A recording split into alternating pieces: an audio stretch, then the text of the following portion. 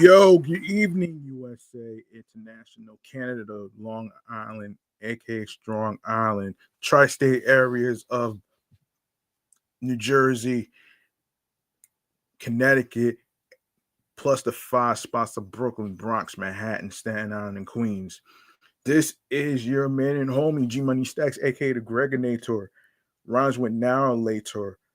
Your host with the most, Mr. Still Only Nomad, Unstoppable Independent Podcaster, creator, YouTuber, and of course Queens, New York native, who is also a New York a New York Mets fan, and of course New York Giants fan,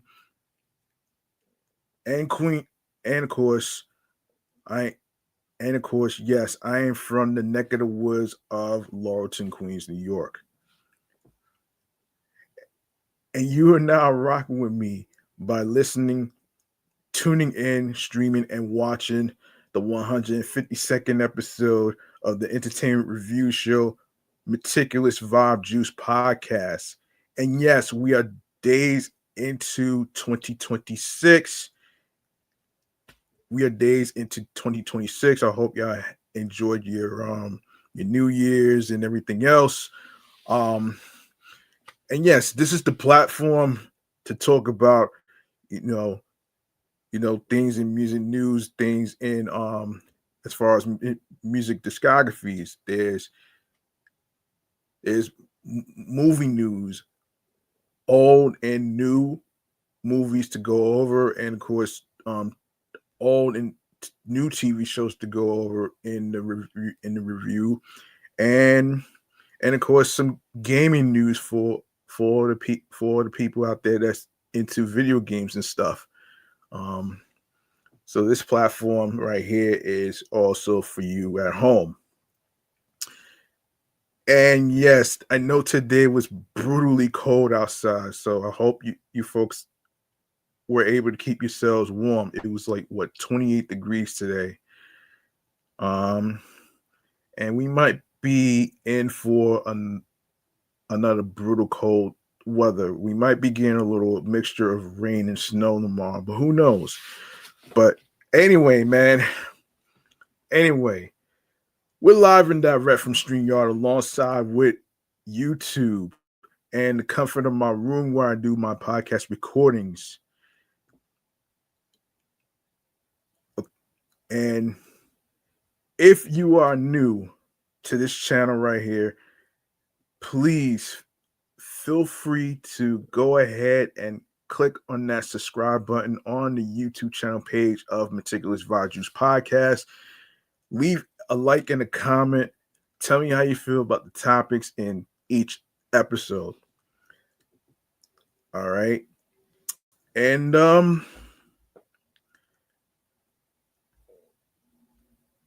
I'm ready to get into this right here. Just want to make sure I got everything here. Um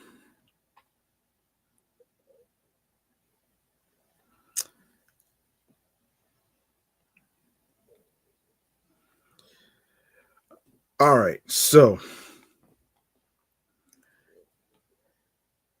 yeah, I want to get into a little bit of music news right here actually.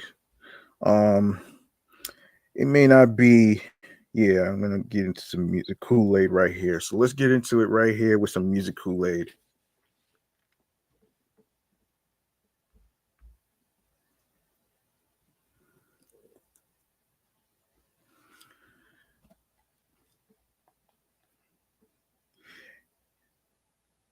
In case you don't know, Music Kool-Aid is the segment where I actually go over like some music news and a little bit of music discographies, whether it's from rappers, hip hop artists, R&B, and all that great stuff. So, yeah. All right, let's do this.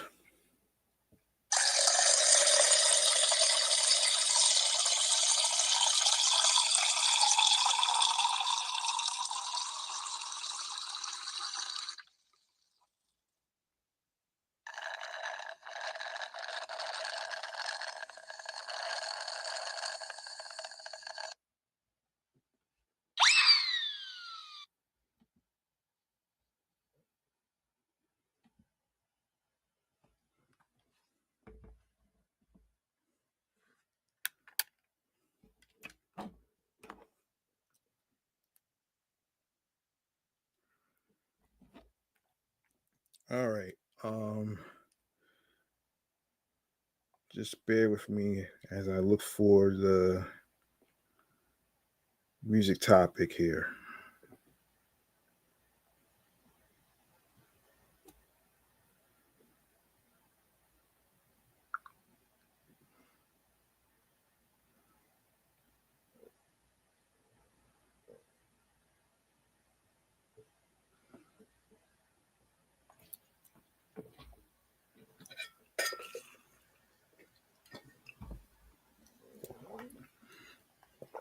Okay.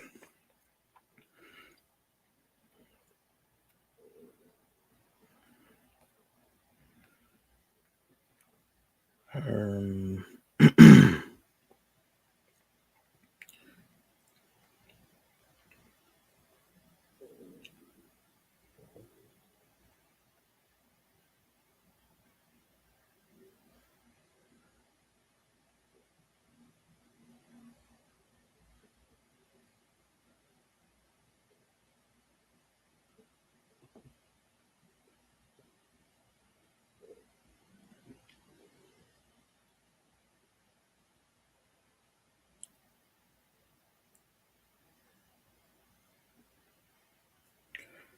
all right. Let's get into.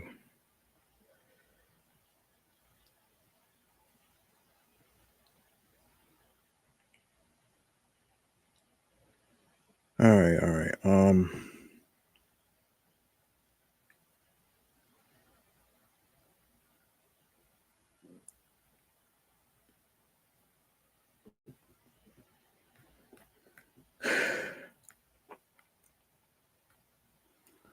So let me just look for it.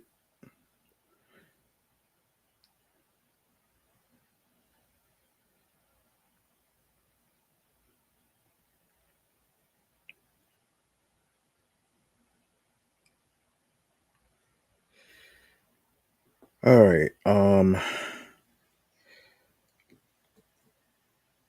Okay. So let's go over some albums that's supposed to be coming out in the month of January. So let's get to it right here. So starting today, actually,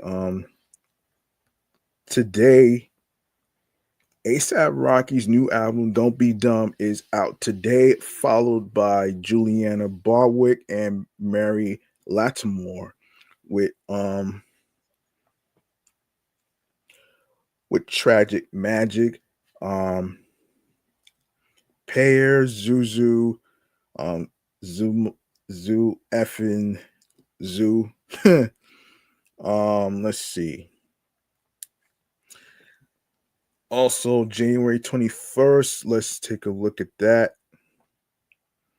Let's take a look at that. January 21st. Maria Somerville, Luster Remixes, EP. January 23rd, Alan Vega, Deluxe Remastered Edition. Let's see. And Alan Vega Collision Drive Remastered. Cat Power Redux EP. Um, Lucinda Williams, World's Gone Wrong. Megadeth, self-titled album. Um, Blackwater, Holy Night, Not Here, Not Gone. Geologist, Can I Get a Pack of Camo Lights? Along with Joyce Manor, I used to go to this bar. The soft pink truth, can such delightful times go on forever? And let's go to February. February 6th, Beverly Glenn Copeland, Laughter in Summer. Daphne Butterfly, J. Cole, The Fall Off, Mandy, Indiana, um, URGH, Um, Rat Boy singing to an empty chair. February 13th, Angel Dust. Damn. What? Wait a minute. Angel Dust. Okay, Angel Dust sounds like it sounds like the drug. Very alarming actually. That's fucking alarming right there to name yourself Angel Dust.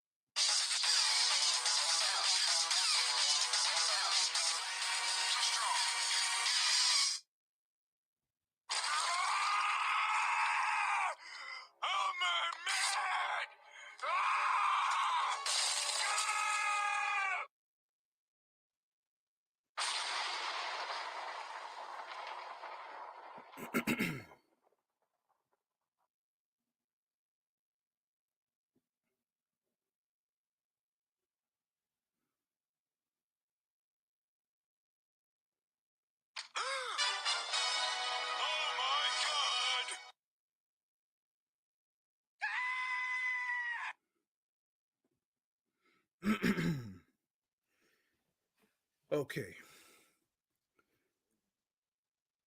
now that I got that out the way, as a warm up, um, yeah. So the albums that's coming out in February, as I was saying before, actually, um, yeah. So Charlie XCS, Wuthering Heights, Con- Converge, Love Is Not Enough. You got Danny L. Harl, Harley, however you pronounce it, Jill Scott, To Whom This May Concern.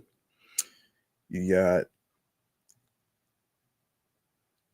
got the Mestatics and James Brandon Lewis, The Face, The Currency. Peaches, No Lube, So Rude. Bill Callahan, My Fit, My Days of 58, Blackpink, Deadline, Bruno Mars, The Romantic. By the way, Bruno Mars does have a tour I want to actually get to. Butt Meat, The Mirror, Death Crash, Somersaults, um, Gina, Live, hold on, Live.e and Karian Riggins, The Pleasure Is Yours. Gorillas. Oh shit. Gorillas. Oh shit. The Mountain. Heavenly Highway to Heavenly. Iron and Wine. Hens. Teeth. La La La La. Heaven 2. Maria BC. Nothing. A short history of decay and Voxtrot Dreamers in Exile. Okay, I want to take a look at something actually involving. Let me see if there's any. Yeah, I want to take a look at something actually.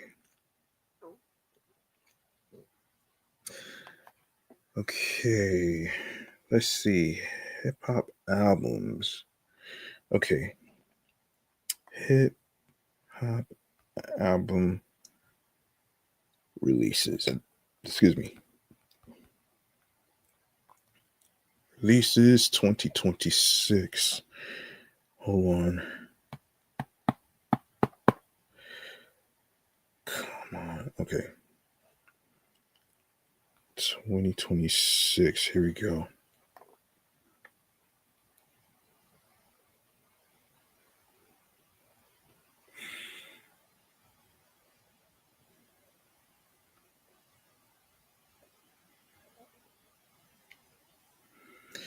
Yeah, so the albums that's out right now in the month of January, you got French Montana and Max B, who just got released from prison. Coke Wave, 3.5, Narcos, Young Blue, Therapy, ASAP Rocky, Don't Be Dumb, that's out right now.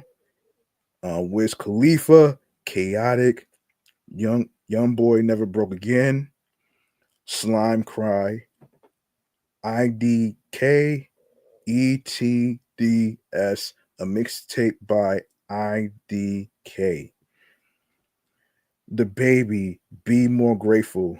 Okay, so you got J. Cole, The Fall Off, coming out on February 6th. LMA, Do You Still Love Me? February 20th, Lil TJ, They Just Ain't You. And then you got Bruno Mars, The Romantic, that's also coming out in February as well. So these are the hip hop. Um, so these are the hip hop albums actually. Now he does. Now Bruno Mars does have a tour. I want to actually look into this. I want to look into this actually. I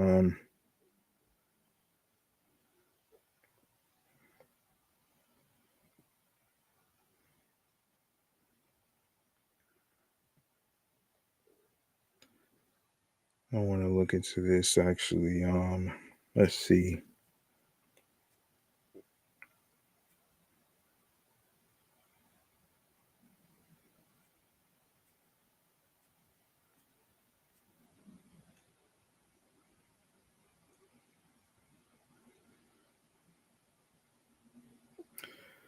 Okay.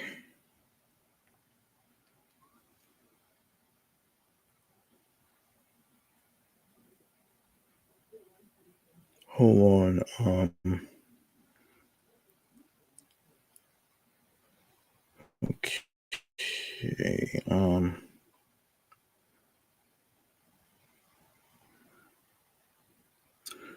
Okay. I want to look into. Okay, so. Okay, Bruno Mars tour 2026. Okay.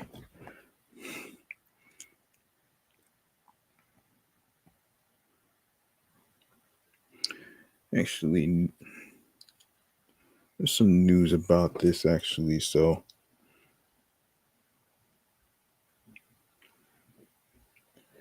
okay, here we go.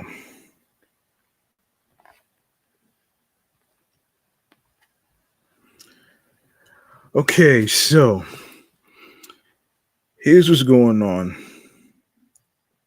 So, biggest tours of 2026, including Bruno Mars, Lady Gaga, and Rush. And this is from USA Today. Every year since the warning slamdemic signaled a safe return to gathering and masse at concerts, the concert industry has crowd has crowed or crowd, however you, yeah, about record ticket sales. Now, a few years removed from the pent up demand and anecdotes, artists are still adding dates to make money the only way they can, and customers are still shelling out hundreds or even thousands of dollars for tickets, grossing but doing it anyway. No streaming service can substitute for live music and performers would be stupid not to capitalize on fans willing to forsake a rent payment for the joy of breathing the same air for 2 hours. Wait, hundreds and or thousands of dollars. Oh wow.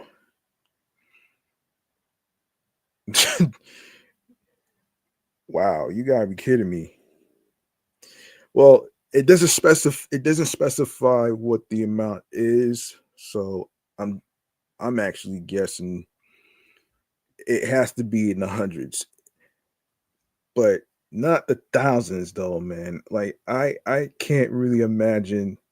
I can't imagine anybody that I know who goes to a music concert that they have to pay like thousands of dollars. That's crazy, man.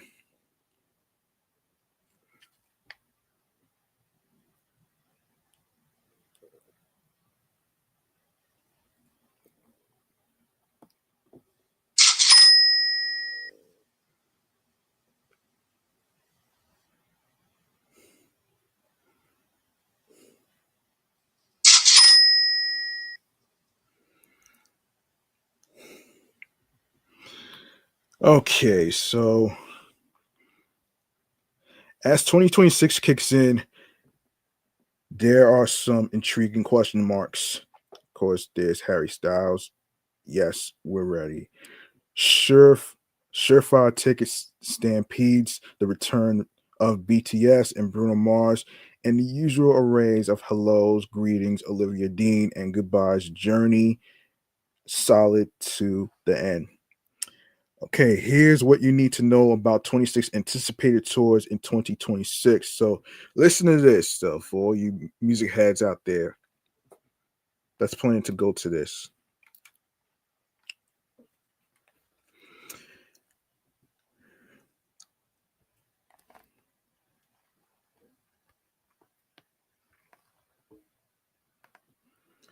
Okay, so you got Def Leppard. All right, so here's what you need to know. So what you need to know, of course, the dates is from February 3rd to February 28th in Las Vegas. What to know: the veteran British glam rockers will be asking Las Vegas, "Do you want to be rocked?" At their new dozen concert residency at Caesar's Palace. Singer Joe Elliott told USA Today the band wants to keep some mystique about show plans, but Vegas will have a new concept. Let's see. Hang on a second. You got Brandy Carlisle. Um, dates is from February 10th to March 6th, starting from Philadelphia to San Francisco, California. What you need to know is that the Americana Sweetheart is supporting her eighth studio album and first solo project in 4 years, Returning to Myself, released in October. She'll be joined by the Head and the Heart. Cardi B. Um, Cardi B's tour starts from February the 11th, starting at Palm Desert to April 18th in Atlanta, Georgia. Actually, hold on a second. Let's take a look. Let's take a look even further. Is there okay? So even further. Let's get to. All right. So February 11th, at the Acrisure Arena, Palm Desert. What is it? Palm Desert. Yeah, I think that's California. Or is it Canada? I'm not sure. Hold on, let's look this up real. I want to look this up real quick before I continue. Okay,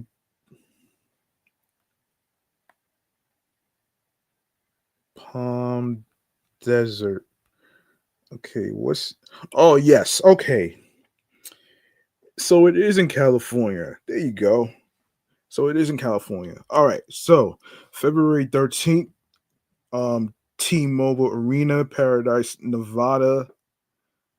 Um, and February 15th, Kia Forum, Inglewood, California. February 16th, also at the same place, Inglewood, California, Kia Forum. February 19th, Motor Center, Portland, Oregon. Um, February 21st, Rogers Arena, Vancouver, British of Columbia, Canada. February 22nd, Climate Pledge Arena, Seattle, Washington. February 25th, Golden One Center, Sacramento, California. February 27th, Chase Center, San Francisco, California. March 1st, Mortgage Matchup Center, Phoenix, Arizona.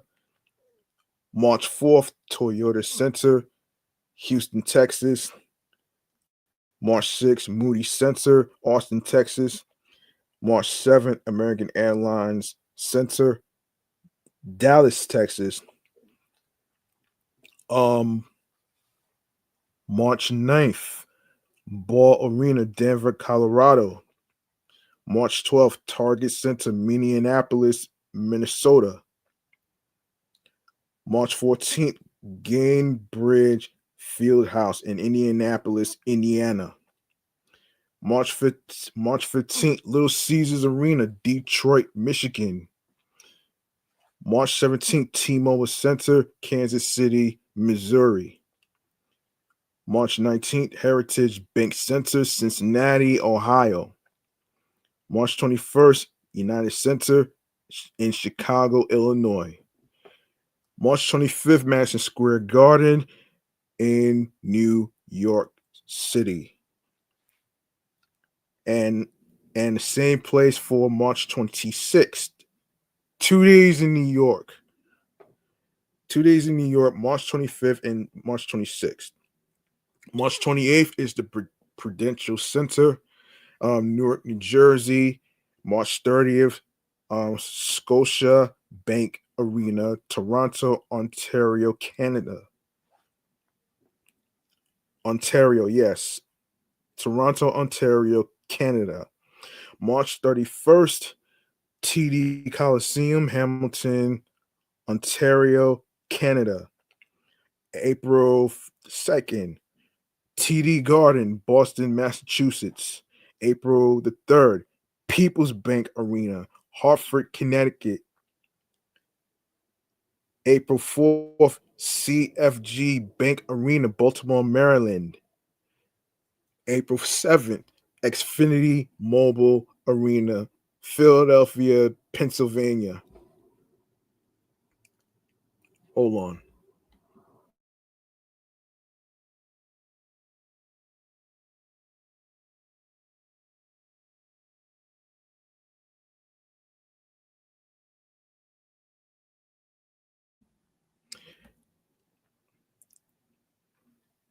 April 8th, Capital One Arena, Washington, D.C. April 11th, Lenovo Center, Raleigh, North Carolina.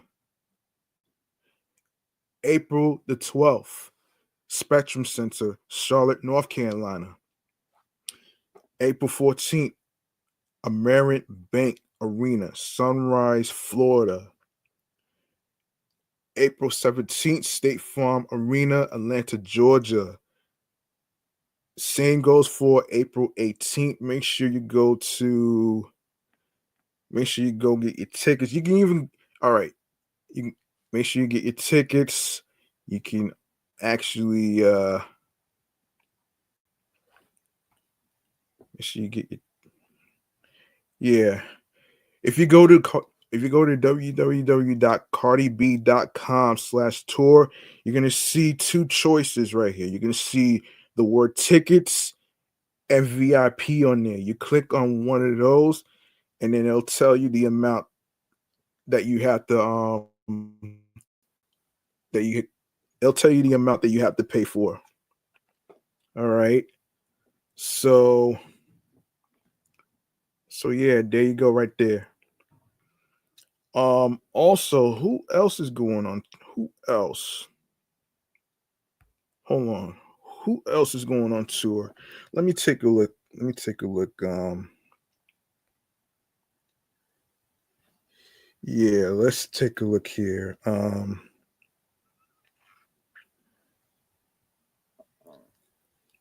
Want to take a look.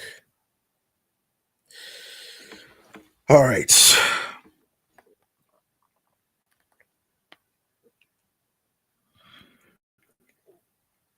All right. All right. So Journey. I'm not too I'm not too familiar with their music, but anyway. So Journey tour dates starts from February 28th, from Hershey, Pennsylvania to July 2nd, Laredo, Texas. Um, what you need to know about the classic rock vets. They have packed stadiums and arenas for more than 5 decades and are billing this final frontier tour as a goodbye to touring. Um, insert "Don't Stop Believing" plea from fans. An all new stage production will accompany shows in 60 cities across North America.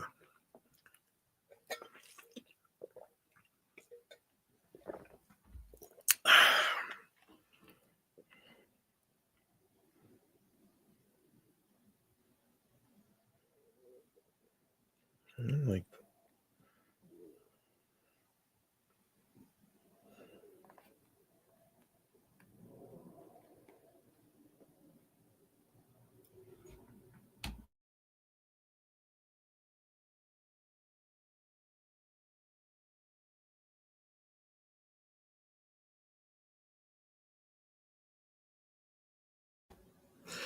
all right, so we got Lady Gaga. Her tour starts February 20. No, yeah, February 14th, Valentine's Day, from Glendale, Arizona to New York, April 13th.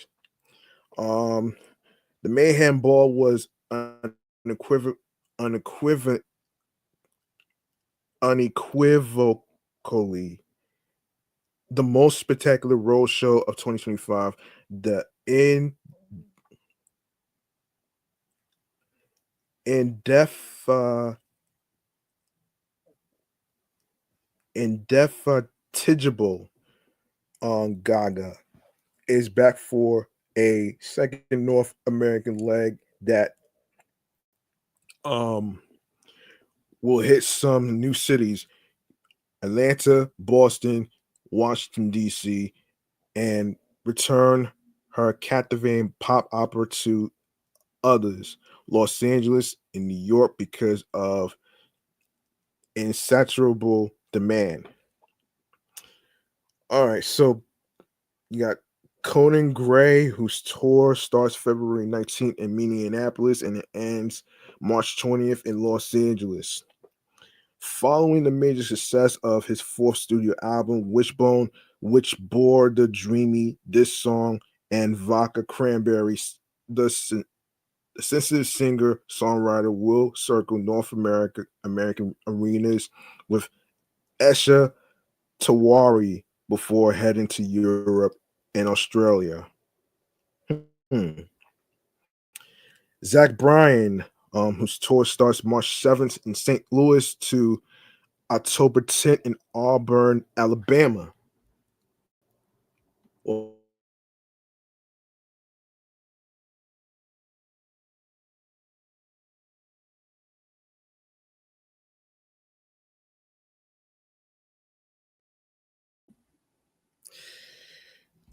all right, so following the recent release of his sixth album, With Heaven on Top, the alt country singer songwriter will launch another slate of stadium shows to promote the 25 song effort.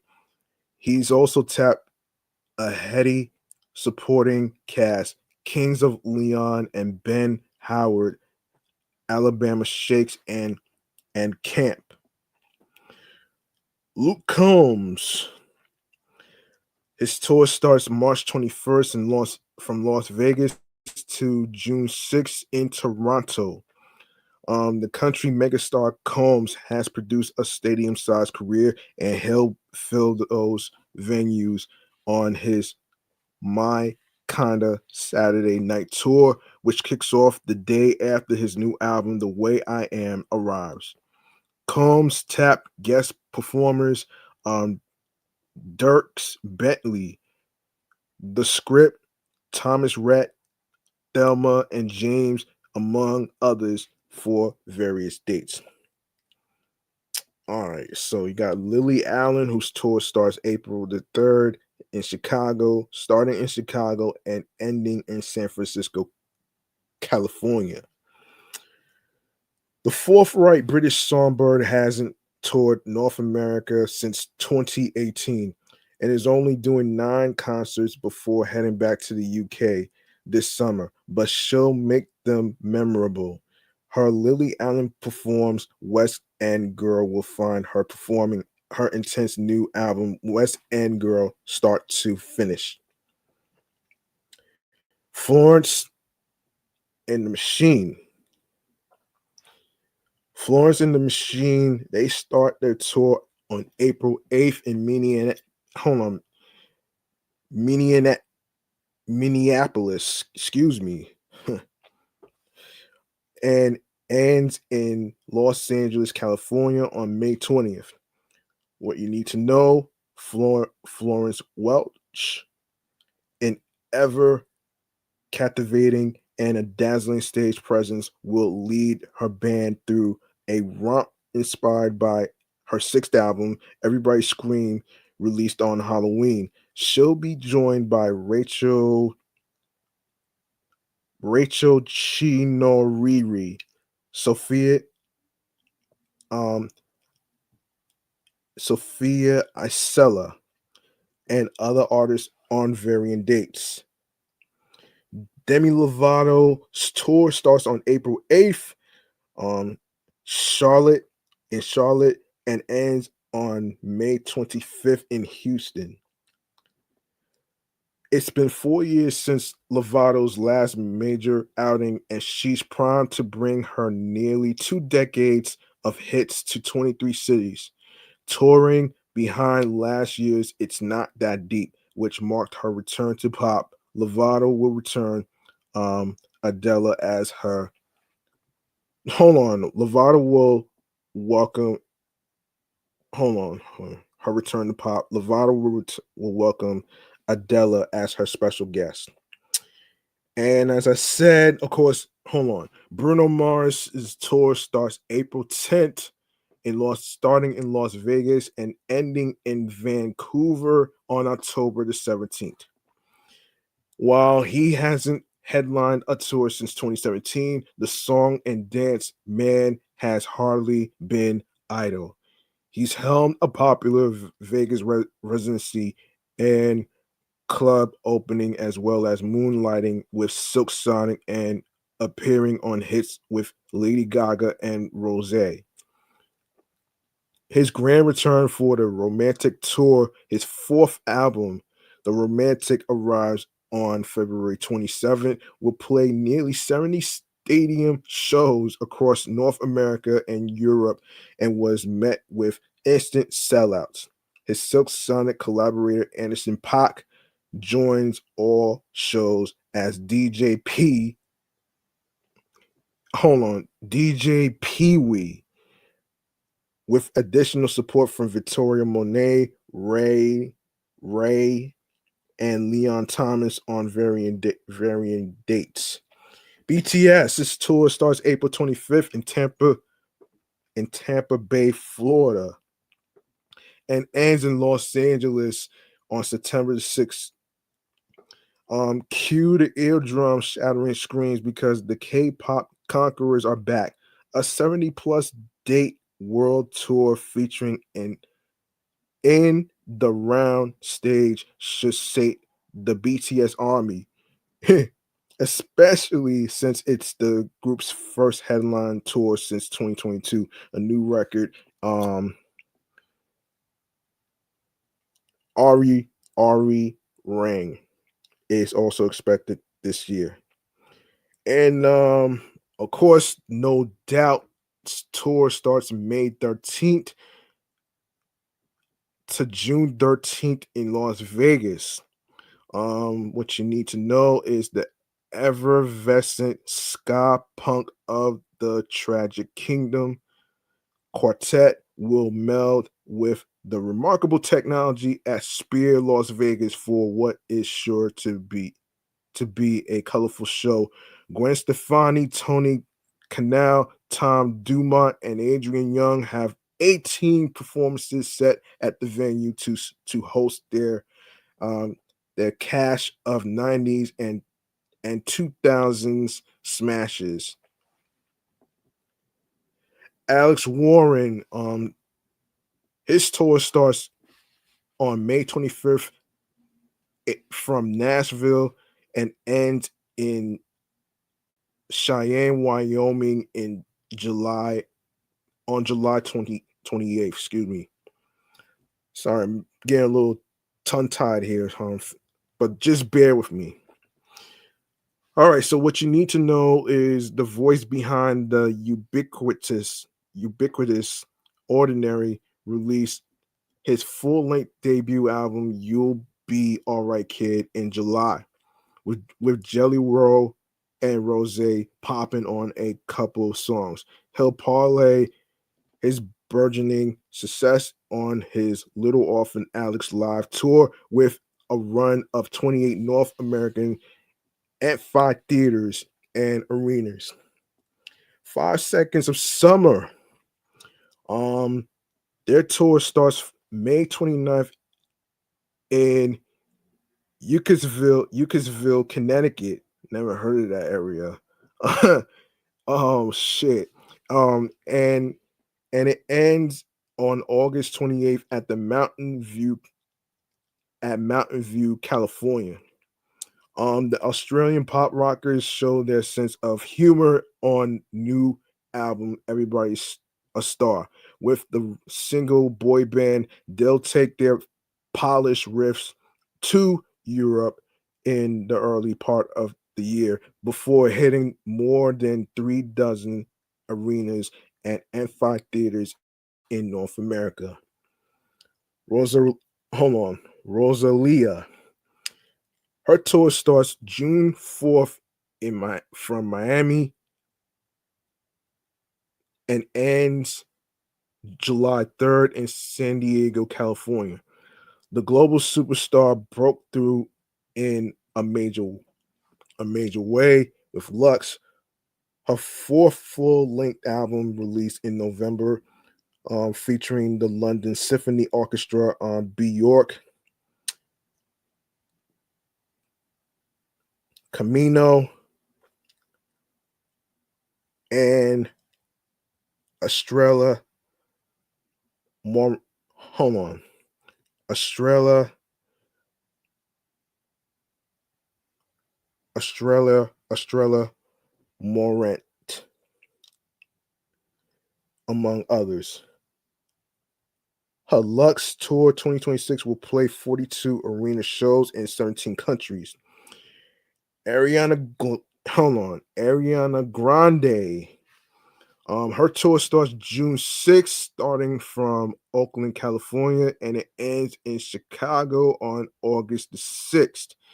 It's a long way from Wicked as Grande embarks on her first tour in 6 years. The album she's ostensibly supporting, Eternal Sunshine, arrived in March 2024, but Grande spent the last couple of years exploring her acting interests and hinted that she will return to that path following this excursion.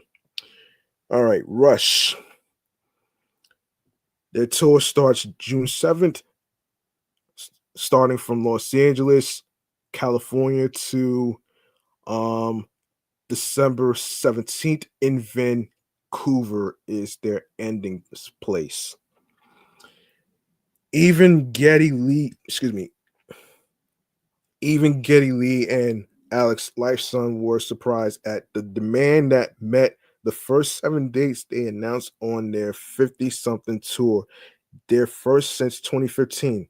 Modern Drummer Hall of Famer Neil Peart died in 2020, but the Canadian Rockers will be joined by Anika Nils behind the kit.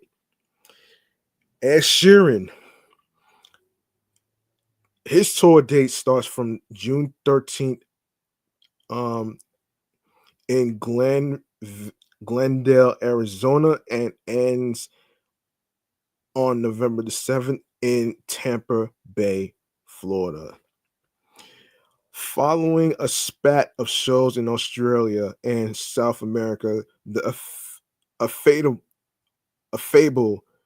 Sheeran will land in North America for a stadium run. Sheeran is rocking a pink-hued motif for the tour in support of his 8th studio album, Play, which spawned the hits um, Azee, Zam, and Sapphire and Camera.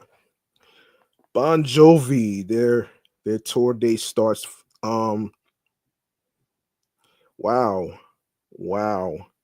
Their tour date starts from July 7th to the 26th of July.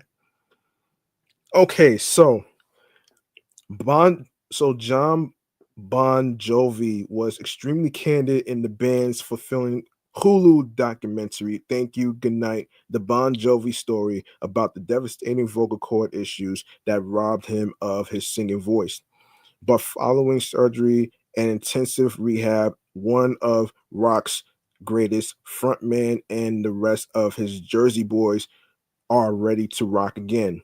With a 9-show residency at Madison Square Garden before heading to Ireland and the UK for another handful of shows.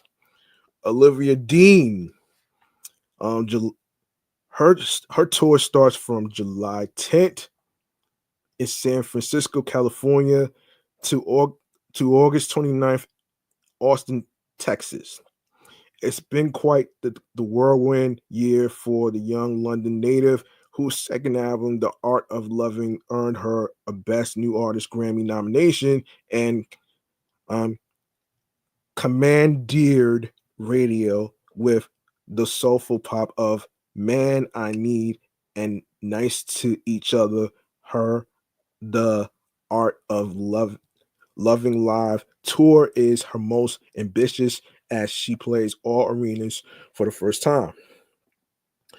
Motley Crue, um, their tour starts July 17th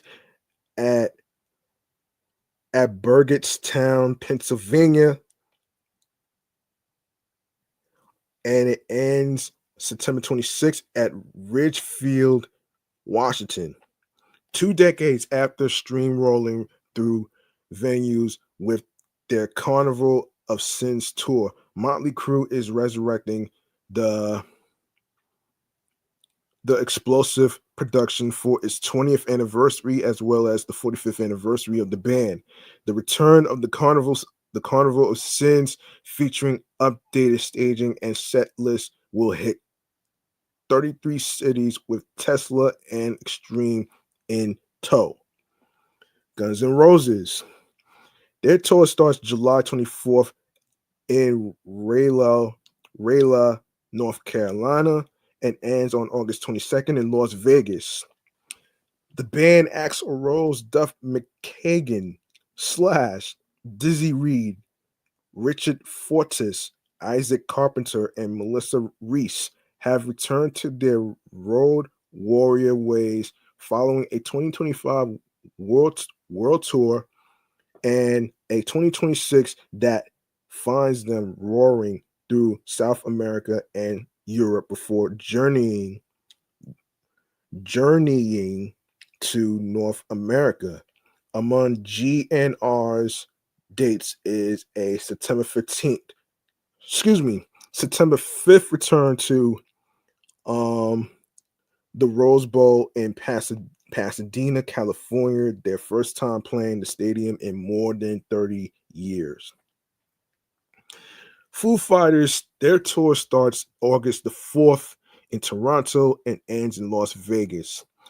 Their last stadium tour, the 2023 to 24 Everything or Nothing at All Run, sold out stadiums worldwide. The Foos, Dave Grohl, Nate Mendel, Pat Smear, Chris Shiflett, um, Rami Jaffe, and Ian Rubin will go another round in 12 for now, they say. North American cities this summer, Queens of the Stone Age will open all dates except September 12th in Fargo, North Carolina, Fargo, North Dakota. And last but not least, My Chemical Romance. That's a clever name. Their tour starts August 9th in New York and it ends on Halloween, which is October 31st, of Hollywood, California. The celebration continues for the emo punk rockers who last year kickstarted an anniversary tour to their standout 2006 rock opera, The Black Parade. Skits and costumes are prevalent as the band Gerard Way, Ray Toro, Mikey Way, and Frank Arrow tears through their landmark album in full before a second set of Ragers. Okay, so these tour dates, all right? What you want to do, is this. You're gonna see the link that says get get tickets for different music artists that I just mentioned. All right. If you want to know, you can go to www.usatoday.com/story and entertainment/music tour. Music Tours 2026. All right, so let me look for okay, let's look for all right. I gotta do this.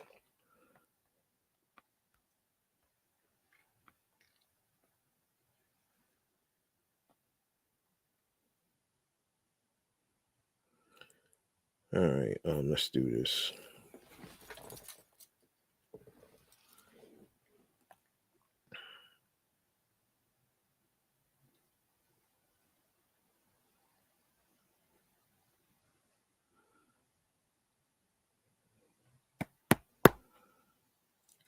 Sorry about that.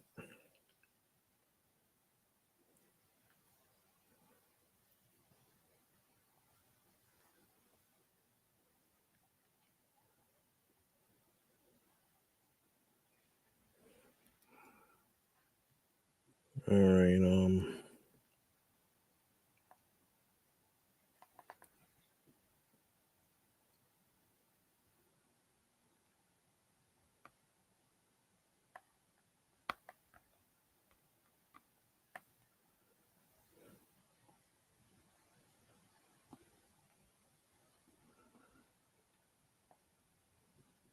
all right, hold on.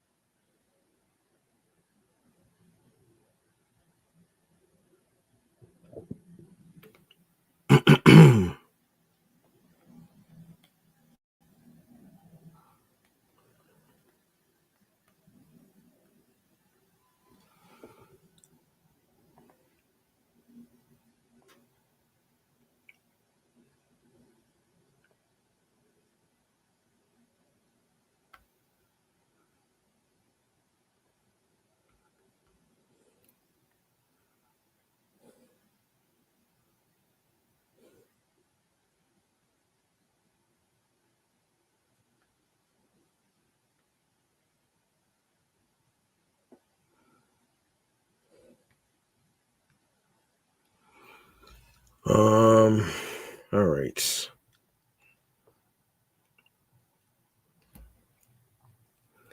Okay, let's go over this actually. We got some films to go over starting with Black Panther and the sequel. All right. I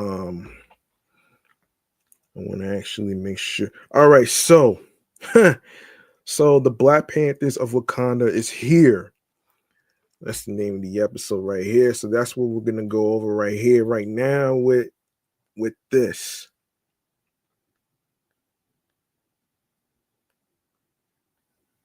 Hang on, let me set this up.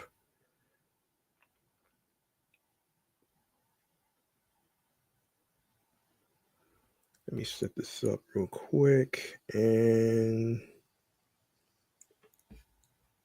boom, there we go. The Chillax Man Cave Popcorn Lounge. Let's do this.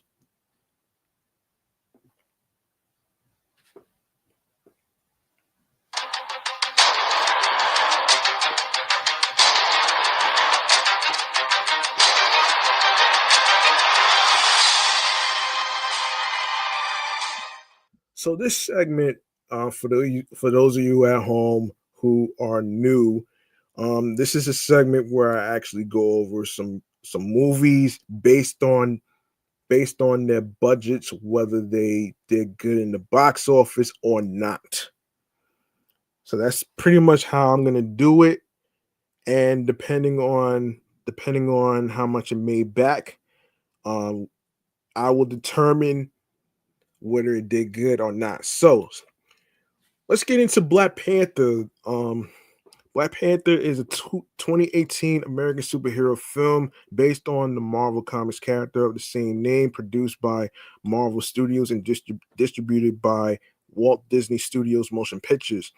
It is the 18th film in the Marvel Cinematic Universe. The film was directed by Ryan Coogler, who co-wrote the screenplay with Joe Robert Cole, and stars the late great Chadwick Boseman as T'Challa slash Black Panther alongside Michael B. Jordan, Lupita Nyong'o, um, Denai Guerrera, Martin Freeman, Daniel Kaluuya, Letitia Wright, Winston Duke, Sterling K. Brown, Angela Bassett, Forrest Whitaker, and Andy Serkis. In Black Panther, T'Challa is crowned king of Wakanda following his father's death, but he is challenged by Killmonger, who plans to abandon the country's isolationist policies and begin a global revolution. All right, let's see. Yes, so the budget for this film is $200 million. All right. So there you go. There you go right there. Wesley Snipes planned to make a Black Panther film in 1992, but the project did not come to fruition. In September 2005, Marvel Studios listed a Black Panther film as one of 10 films based on Marvel characters intended to be distributed by Paramount Pictures. Mark Bailey was hired to write a script in January 2011. Black Panther was officially announced in October 2014, and Boseman made his first appearance as the character in Captain America: Civil War. Cole and Coogler had joined by then, excuse me.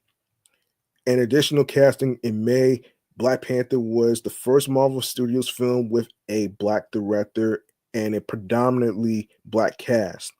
Principal photography took place from January to April 2017 at EUE Screen Gem Studio in the Atlanta metropolitan area and in Busan, South Korea. Um, Black Panther premiered at the Dolby Theater in Los Angeles on January 29th, 2018, and was released theatrically in the United States on February 16th. As part of phase 3 of the MCU, critics praised its direction, writing, acting, costume design, production values, and soundtrack, but some criticized the visual effects.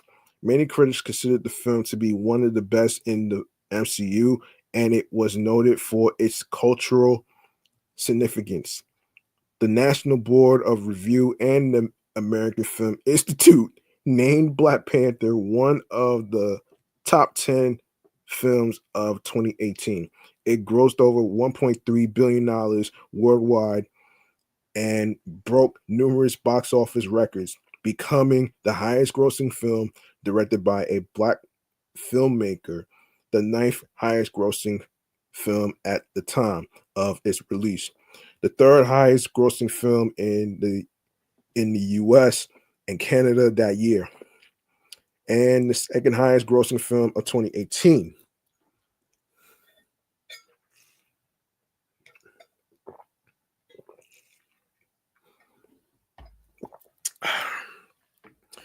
Black Panther was nominated for 7 awards at the 91st Academy Awards, winning 3 and received numerous other accolades.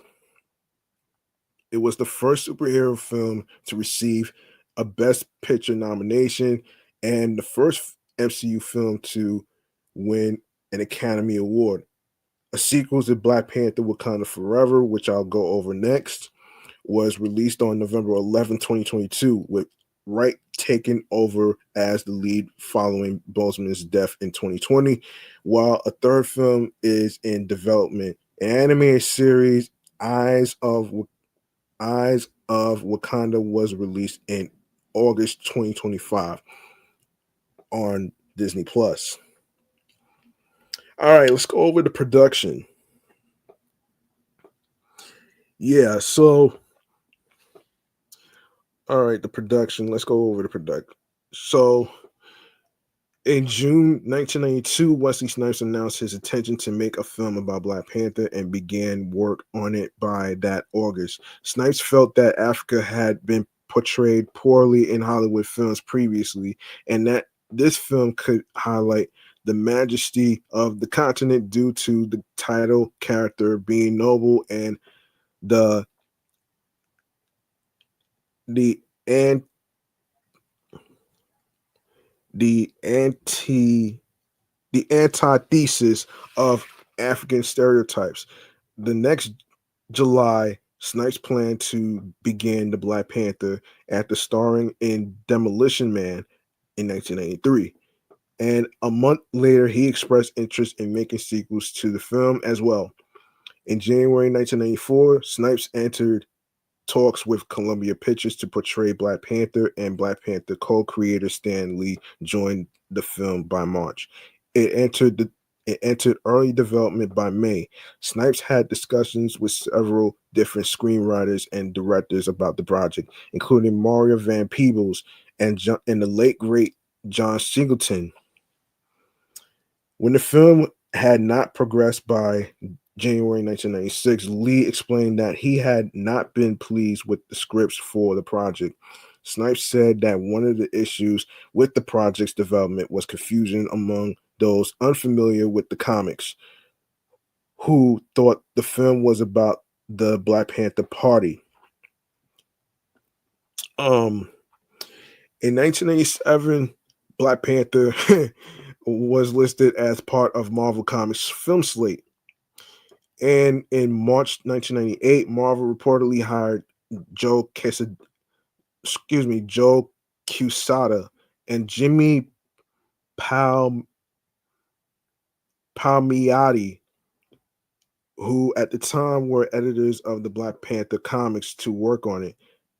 Quesada and Palmiotti have both denied this. That August, corporate problems at Marvel put the project on hold. A year later, Snipes was set to produce and possibly star in the film, while Artisan Entertainment announced a deal with Marvel in May 2000 to co-produce, finance, and distribute the film. In March 2002, 2002, Snipes planned to make the film or Blade 3 in 2004 over the next year. In July 2004, Blade 3 director David S. Goyer stated that he felt Snipes starring as Black Panther, in addition to Marvel's Blade, might be overkill. In September 2005, Marvel chairman and CEO Avi Arad announced Black Panther as one of 10 films being developed by the new Marvel Studios. Marvel Studios received financing to produce the slate of 10 films to be distributed by Paramount Pictures. In June 2006, Snipes said he hoped to have a director for the project soon. And Marvel Studios president Kevin Feige reiterated in February 2007 that Black Panther was in development.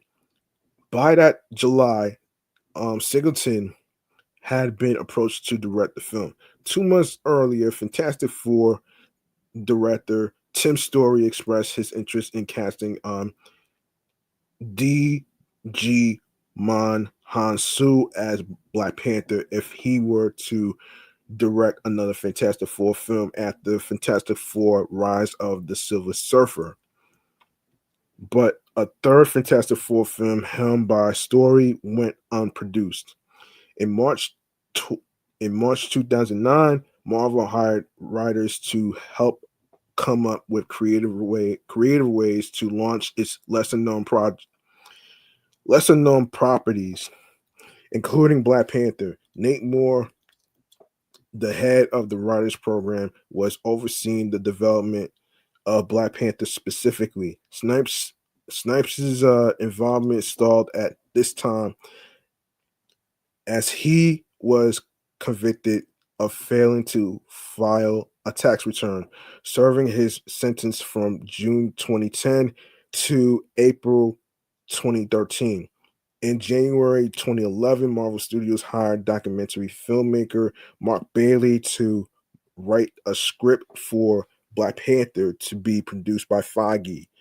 By October 2013, the metal vibranium, which comes from Black Panther's home nation, Wakanda, was introduced in the Marvel Cinematic Universe. Marvel had considered showing Wakanda itself as early as Iron Man 2, but we're waiting um we're waiting until they had a full idea of how to depict it. In October 2014, Foggy announced that Black Panther would be released on November 3rd, 2017, with the late great Chadwick Boseman cast as T'Challa slash Black Panther. Boseman did not audition for the role, instead discussing what he wanted to do with the part with Marvel, and earned $2 million for appearing in the film.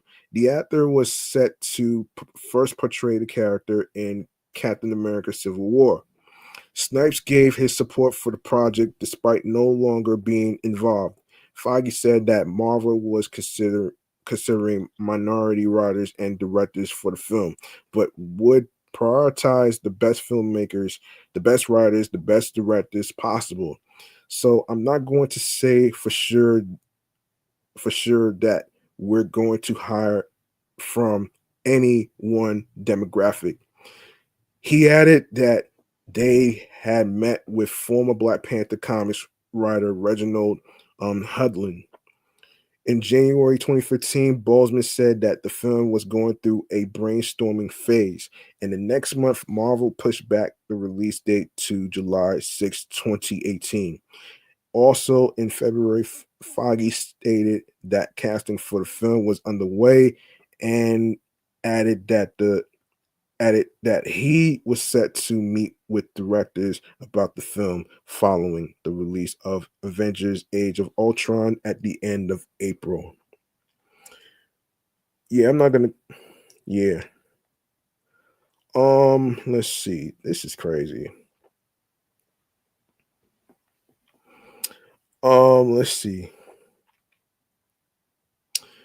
By May 2015, Marvel had discussions with Ava DuVernay to work on either Black Panther or Captain Marvel as director. In June, Feige confirmed that he had met with several directors, including DuVernay, and said that he expected a decision to be made by mid to late 2015. By early July, DuVernay had passed on directing the film, explaining that she had been drawn to the cultural importance of depicting a black hero to the whole world, but disagreed with Marvel on the story and did not want to compromise her vision. By October 2015, F. Gary Gray and Ryan Coogler had been considered as directors for the film, though negotiations with Coogler had cooled, and Gray had chosen to direct The Fate of the Furious 2017 instead. Joe Robert Cole, a member of the Marvel Writers Program, was in talks to write the screenplay, and Marvel changed the release date once again, moving it to February 16th, 2018. By December, discussions with Coogler were reunited after the successful opening of his film Creed. All right. All right. All right, I'm gonna go. Let's go to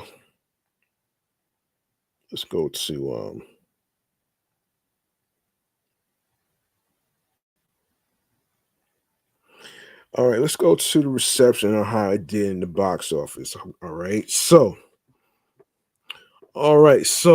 Black Panther grossed 700.4 million dollars in the United States and Canada, and $649.5 million in other territories, for a worldwide total of 1.350 billion. It became the highest grossing solo superhero film, the third highest grossing film of the MCU and superhero film overall, the ninth highest grossing film of all time, and the highest grossing film by an African American director. It is the fifth MCU film and the 33rd film overall to surpass $1 billion at the box office, and it is the second highest grossing film of 2018.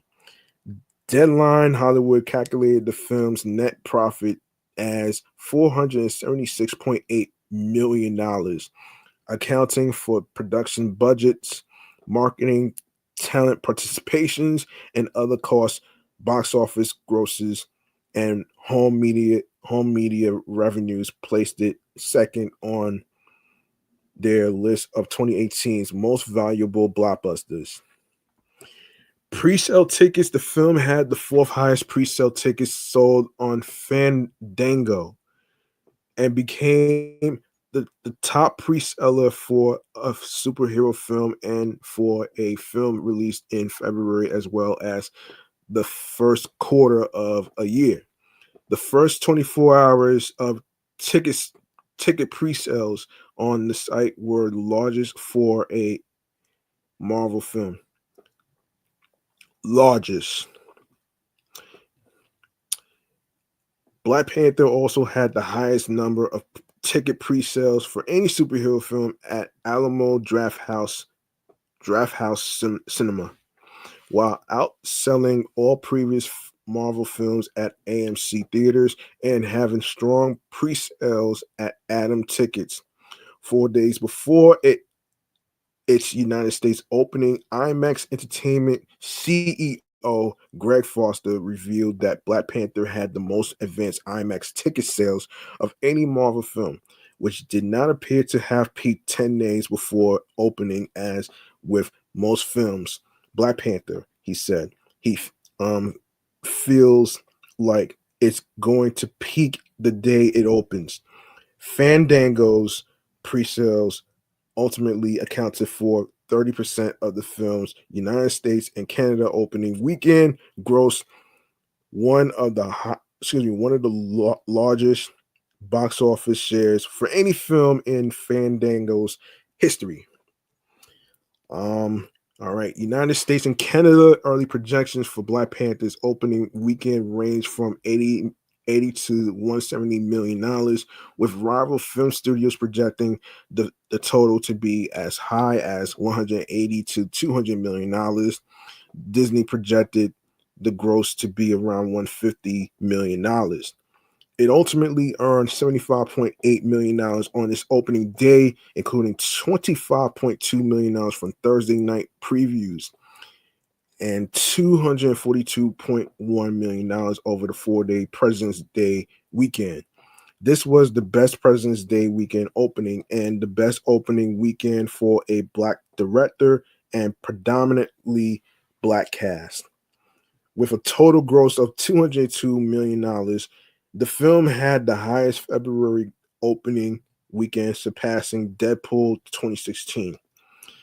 For AMC theaters, Black Panther became the highest grossing film ever at 33 locations and had the biggest opening weekend for 150 of them.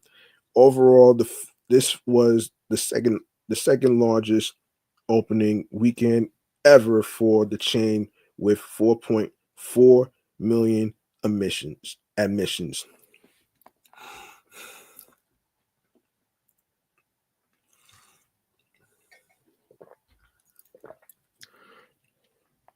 Adam Tickets sold more tickets for Black Panther than any other superhero film. Anthony D. Alessandro of Deadline Hollywood described the success as summer box office records during the second month of the year.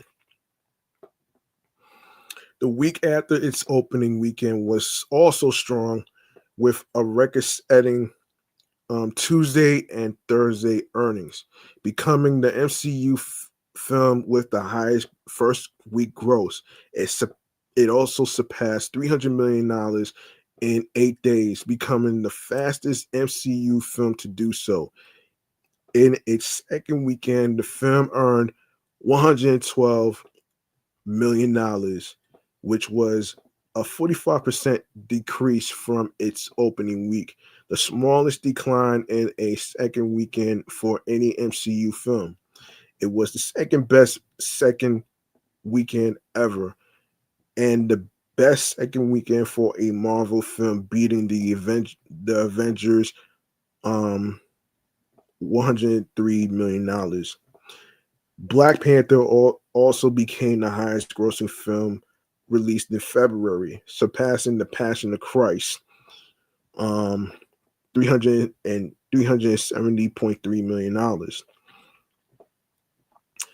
Black Panther was the first film to hold the number one spot at the box office for at least 5 weekends since Avatar, and the first February release to hold the top box office spot for 5 weekends since Wayne's World in 1992.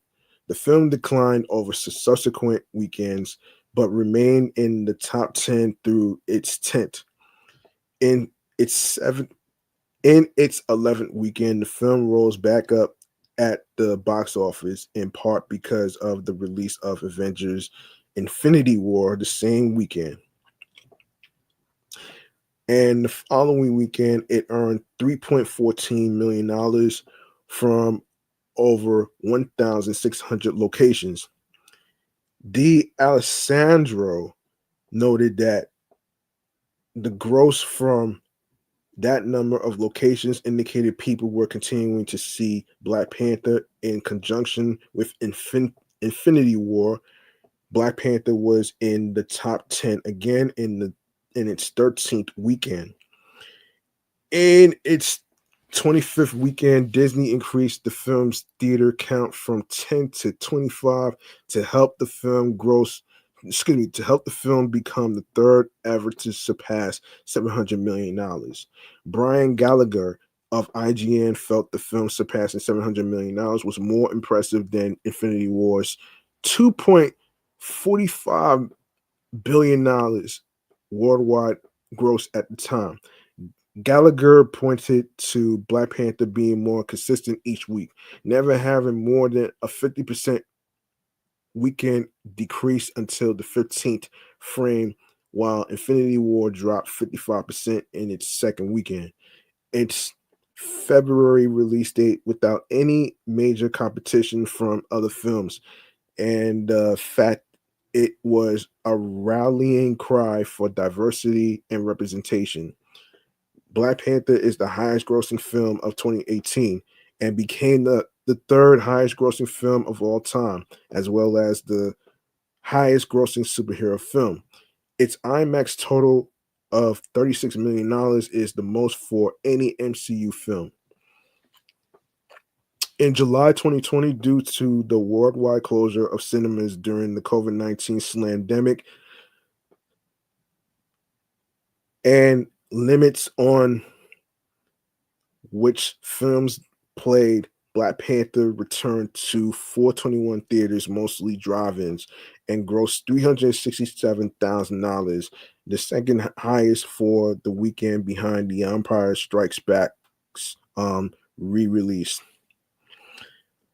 Other territories outside the United States and Canada, the film opened in 48 territories in its first weekend and earned $184 million, opening at number one in most territories, though second in some where 50 Shades Freed performed better, such as Germany and Italy. It became the top February opening in many countries, including the African market and the Middle East, while taking the top spot across Latin America. IMAX accounted for $11.5 million of the opening weekend gross from 272 screens, which included record opening weekends in the format of Nigeria, Kenya, and Indonesia. In its second weekend in 55 territories, the film earned $83.5 million and remained number one in most, including across Latin America, while becoming the top film in Germany. The West Africa region saw a 7% increase, which resulted in the biggest 3-day weekend ever there. Trinidad had the biggest opening weekend ever, $700,000, and the IMAX release in Russia, $1.7 million, was a February record for that country. In its third weekend, the film remained number one across many of its 56 territories, including the entire Latin America region, while its opening in Japan was the top Western film for the weekend. The second overall in its fourth weekend, Black Panther opened in China, $66.5 million, with the fourth highest MCU and superhero opening ever in the country. This included the biggest opening day and opening weekend, $7.3 million of March for IMAX in China. The film also remained at number one in the United Kingdom.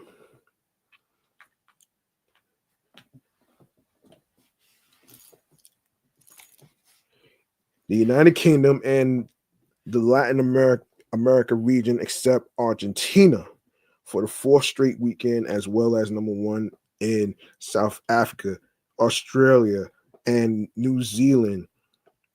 Black Panther was the top film in South Africa for 7 weeks, where it became the highest grossing film ever. It also became the highest grossing film of all time in West and East Africa and the Southern Africa region, and the highest grossing superhero film ever in the Netherlands. As of April 8th, 2018, the film's largest markets were China, $104.6 million, the United Kingdom, $67.7 million, and South Korea, $42.8 million. It became the fifth highest grossing US. Hold on. It became the fifth highest grossing MCU film of all time in other territories. The review aggregator Rotten Tomatoes reported an approval rating of 96% with an average score of 8.3 out of 10 based on 532 reviews. The website's critical consensus reads, in quote, Black Panther elevates superhero cinema to thrilling new heights while telling one of the MCU's most absorbing stories and introducing some of its most fully realized characters. As of February 18, 2018, It was the best reviewed live action superhero film on the site, beating The Dark Knight and Iron Man, both 94%. Metacritic, which uses a weighted average, assigned the film a score of 88 out of 100 based on 55 critics, indicating universal acclaim. Audiences polled by CinemaScore gave the film an average grade of A plus on an A plus to F scale. The second live action superhero film to receive that grade after Marvel's The Avengers. Filmgoers polled by ComScore's post track service gave the film a 95% positive score and an 88% definite recommend, with a third of people planning to see the film again.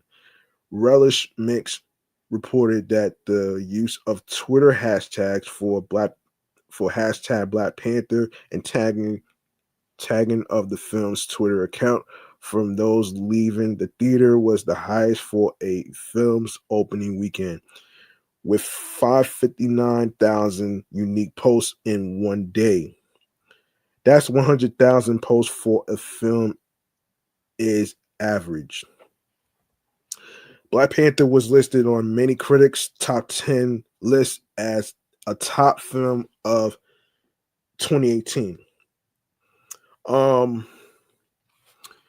Individual critics called Black Panther one of the best standalone Marvel films, one of the best Marvel origin films, one of the best superhero films of the century, and a refreshing answer to the increasingly stale world of superhero cinema.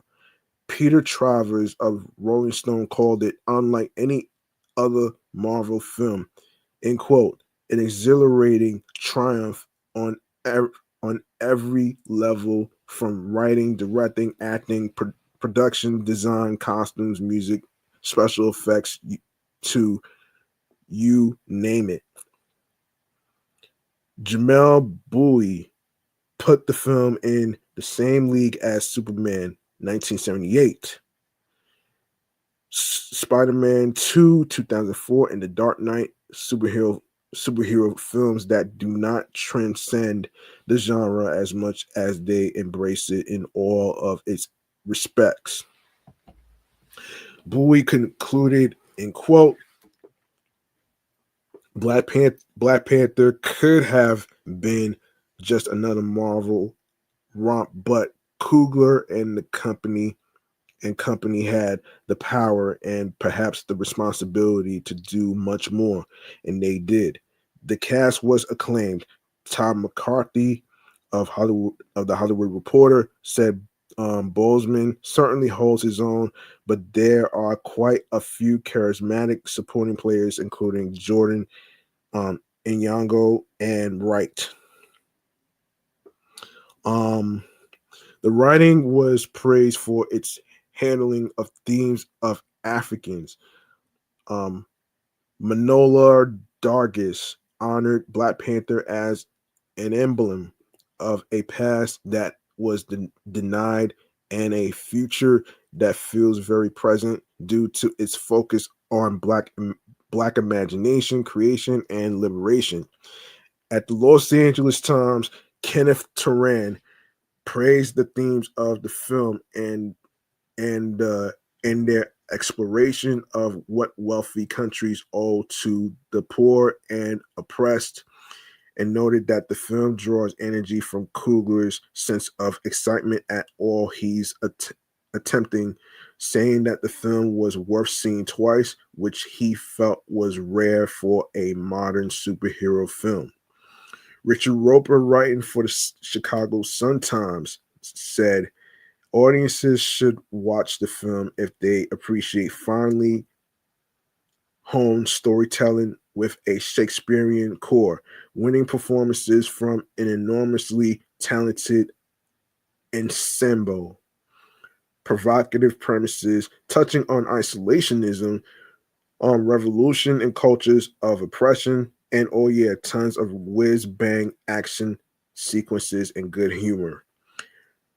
Brian Truitt of USA Today stated, while the themes are deep, Black Panther is at the same time a visual joy to behold, with confident quirkiness, insane action sequences and special effects, and the glorious reveal of Wakanda.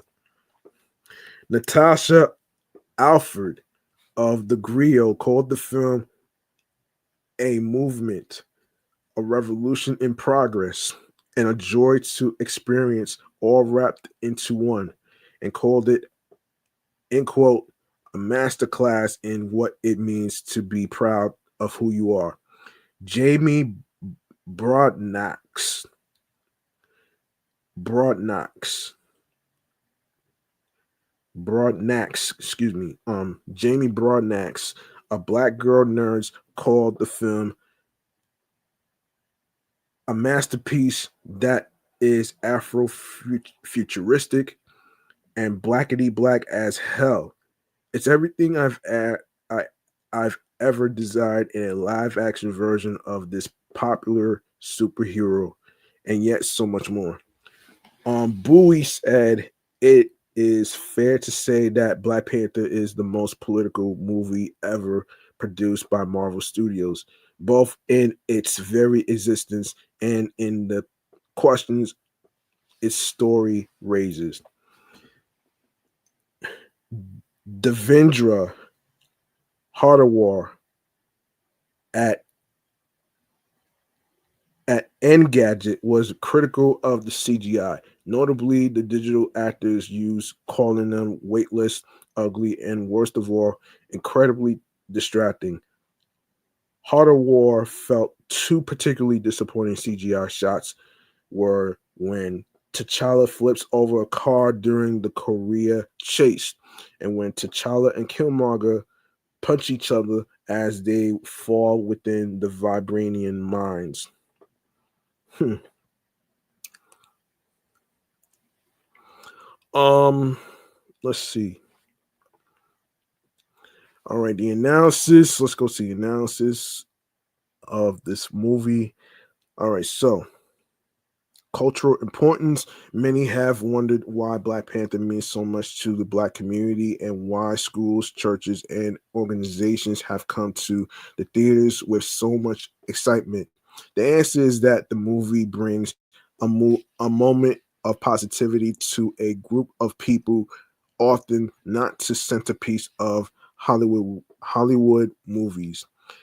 Racial and ethnic socialization helps to strengthen identity and helps reduce the likelihood on internalizing negative stereotypes about one's ethnic group.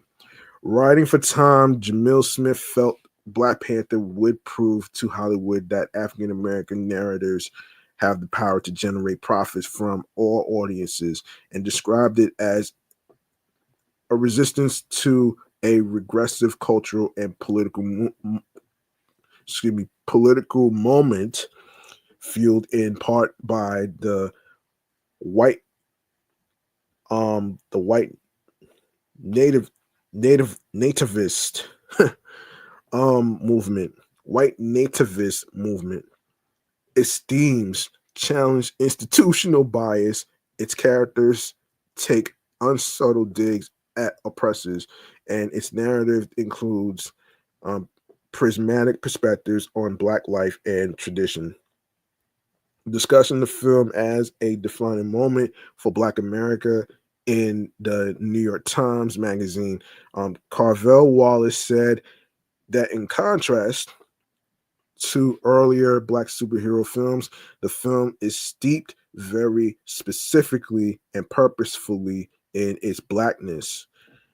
He felt Wakanda would become a promised land for future generations of Black Americans, untroubled by the criminal horrors of our current American existence.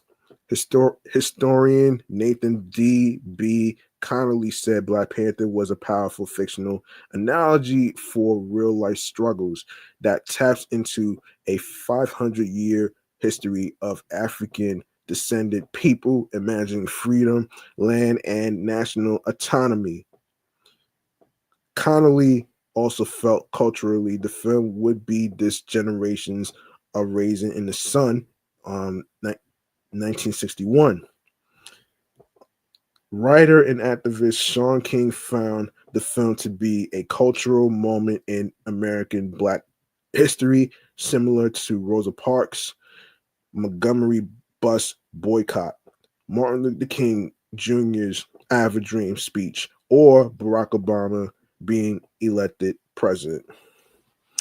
By contrast, James Wilt, writing for Canadian Dimension, stated that at its core, Black Panther contains a fundamentally a reactionary understanding of Black liberation that blatantly advocates respectability politics over revolution, allowing white folks such as myself to feel extremely comfortable watching it. Wilt found the scene where Ross is portrayed as the hero for shooting down the Wakandan ships to be the film's way of approving and vanquishing of armed resistance against oppression. Wilt also felt that Killmonger was given the most hideous traits imaginable, making the only major African American character and agitator for revolution a manic killer, consumed by rage and violence. Russell Rickford of Africa is a country wrote that Killmonger's role as a character is to discredit radical internationalism. Faisal Cuddy from Middle East Eye felt the film had underlying Islam Islam Islamophobic themes, with the only Islamic characters being a Boko Haram based group that kidnapped several girls and forced them to wear hijab. Science and Entertainment Exchange Director for the National Academy for Science, Richard Lovett, felt the film would increase interest in science, technology in Africa for young Black Americans, similarly to how the Hunger Games films, and Brave sparked girls' interest in archery. Broadnax felt many people who generally do not watch comic book films would go to Black Panther since they are going to see themselves reflected in a huge way that they just haven't been able to see before, especially since the film avoided the plight typically depicted in films about the Black experience. Um, she also stated that the strong female characters such as Shuri would be an inspiration for girls. Gil Robertson, co-founder and the president of the African American Film Critics Association, called the film critically important and a gate opener opportunity for other Black centered projects. In 2022, producer and actress Viola Davis credited the film for helping her film The Woman King get made. Child development expert Deborah um, Gilbar felt the film would make a huge impact on children's spirits by offering positive Role models. Scholar Marlene D. Allen felt the same. If you can see it, you can be it. Applied to the film, especially with the female characters in the film.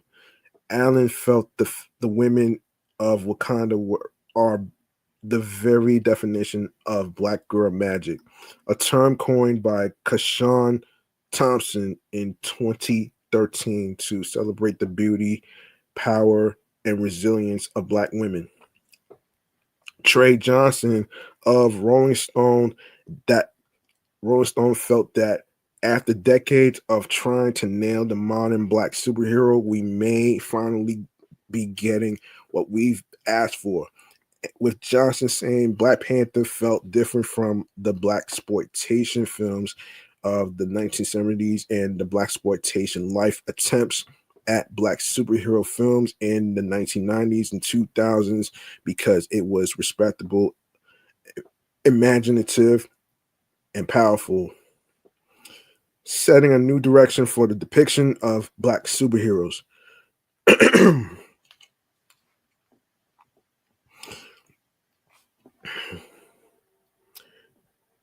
Yeah, that's a lot, man.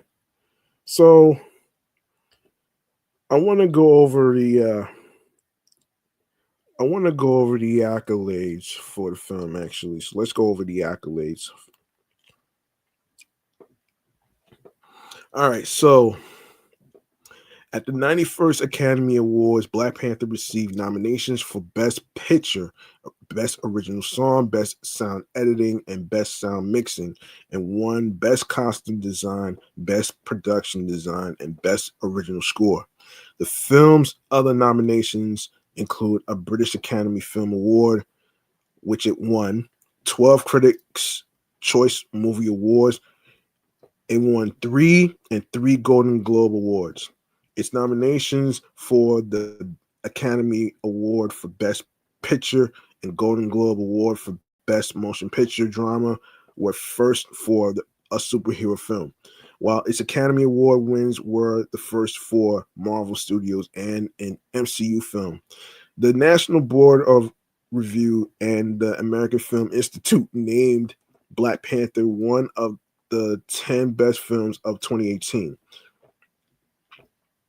The film was the top entertainment Google search of 2018, along with the 6th overall.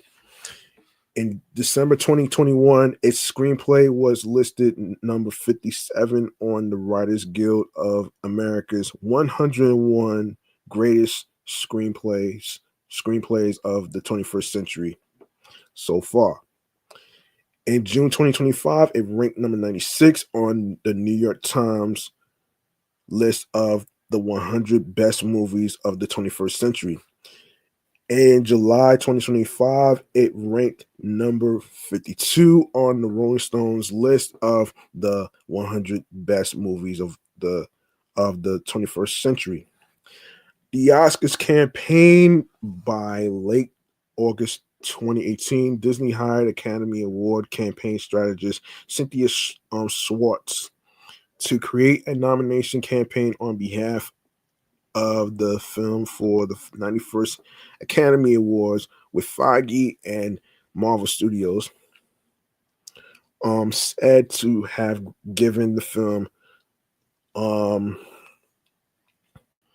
noteworthy budget for the award seasons, an obligation which Marvel didn't consider for previous films. The campaign was focused to highlight the film's creative accomplishments and the global impact it made in the hopes of receiving a Best Picture nomination. The campaign was not altered with the announcement of the new Best Popular Film Award, which appeared to be designed to reward blockbusters like Black Panther. In the event, they did not receive a Best Picture nomination. The Best Popular Film Award was ultimately not implemented for the 91st Academy Awards in order for the Academy of Motion Picture Arts and Sciences to examine and seek additional input regarding it.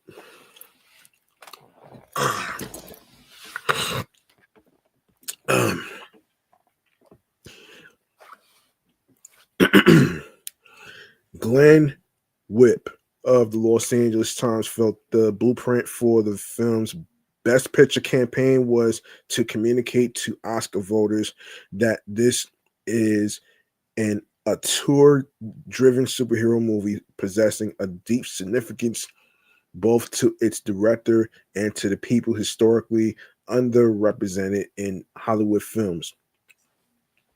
Another Oscar campaign consultant felt reminding the Oscar voters Black Panther wasn't just a movie, it was a phenomenon would help the film earned a nomination.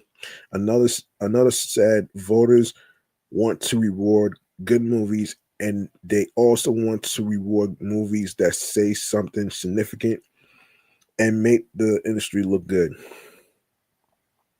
The consultants also felt if Black Panther could earn multiple nominations in the craft award categories, it would bolster its chances for a Best Picture nomination.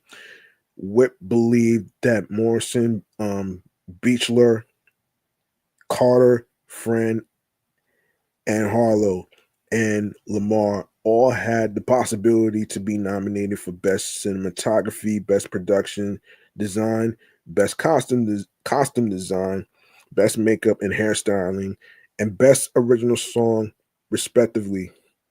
A few weeks later, Disney revealed their for-year consideration list with consideration in all awards of merit categories, aside from Best Actress and categories it was not eligible for, such as those for animation, short films, and documentaries. Black Panther was ultimately nominated for 7 Academy Awards, including Best Picture, Best Costume Design, Best Production Design, Best Original Score, Best Original Song for All the Stars, Best Sound Editing, and Best Sound Mixing. The film was the first superhero film ever to be nominated for Best Picture, while Beechler Beechler's nomination for Best Production Design was the first for an African American. Foggy called the Best Picture nomination the highest form of recognition from our peers. On her nomination, Beechler said she felt, in quote, a certain responsibility. It means breaking down walls for young women of color and boys and girls of color to see that this is not impossible. And yes, I will go over. Yeah. Okay, on to the sequel, which I didn't really get a chance. I didn't really get a chance to see because it was pretty. It was a sad movie, man. So basically, yeah. So so Black Panther, the first one, I know I seen that movie already. So so basically, based on how much it did in the box office and stuff, it actually did pretty good. It made back all its money, and of course, the second one did too. So, Black Panther. Wakanda Forever is a 2022 American superhero film based on Marvel Comics featuring the character Shuri, who took over as Black Panther. Produced by Marvel Studios and distributed by Walt Disney Studios Motion Pictures. It is the sequel to Black Panther 2018 and the 30th film in the Marvel Cinematic Universe, directed by Ryan Coogler, who co-wrote the screenplay with Joe Robert Cole. The film stars Letitia Wright as Shuri, Black Panther alongside Lupita Nyong'o, Denai Guerrera,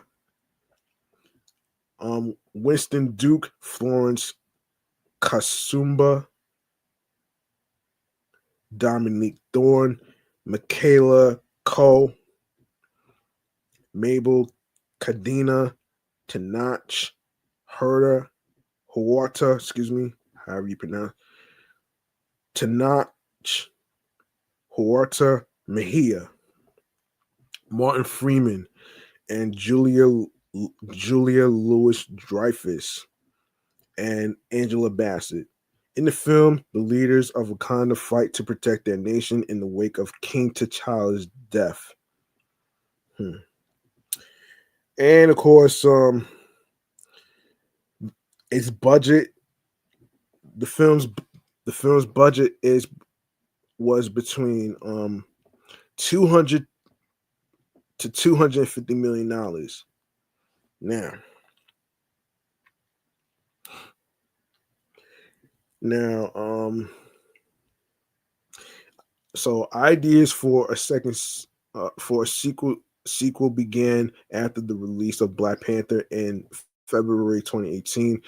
Coogler negotiated to return as director in the following months, and Marvel Studios officially confirmed the sequel's development in mid 2019. Plans for the film changed in August 2020 when Black Panther star and T'Challa actor late great Chadwick Boseman died from colon cancer, with Marvel choosing not to recast his role. Um, Guys, you do realize this is a fictional character, right? There is a difference between a fictional character and a real person. There's a big difference. All right. So the return of other main cast members from the first film was confirmed that November, and the sequel's title was revealed to be Black Panther Wakanda Forever in May 2021. Filming began in late June in Atlanta, taking place at both um, Trilith Studios and Tyler Perry Studios before moving to Massachusetts in August, but was halted in November to allow Wright to recover from an injury sustained during filming. It resumed by mid January 2022 and wrapped in late March in Puerto Rico. Black Panther Wakanda Forever premiered at the El Capitan Theater and the Dolby Theater in Hollywood, Los Angeles on October 26, 2022, and was released in the United States on November 11th as the final film in Phase 4 of the MCU. The film received generally positive reviews from critics and grossed $859.2 million worldwide. Yes, it did, becoming the sixth highest grossing film of 2022. Wakanda Forever and Bassett's performance received numerous awards and nominations, including 5 Academy Awards, winning costume design and 1 British Academy Film Award, 6 Critics' Choice Movie Awards, winning 2 Golden Globe Awards, winning 1, and 2 Actors Guild Awards. A spin-off miniseries focusing on Thorne's Riri Williams Ironheart premiered in June 2025. A sequel is in development for an expected 2028 release. All right, so let's go to hold on, let's see.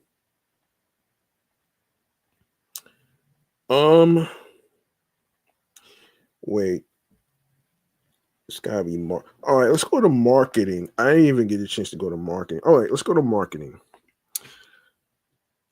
All right, so the first footage from the film was shown in a sizzle reel of Disney's upcoming films during the studio's presentation at CinemaCon in April 2022.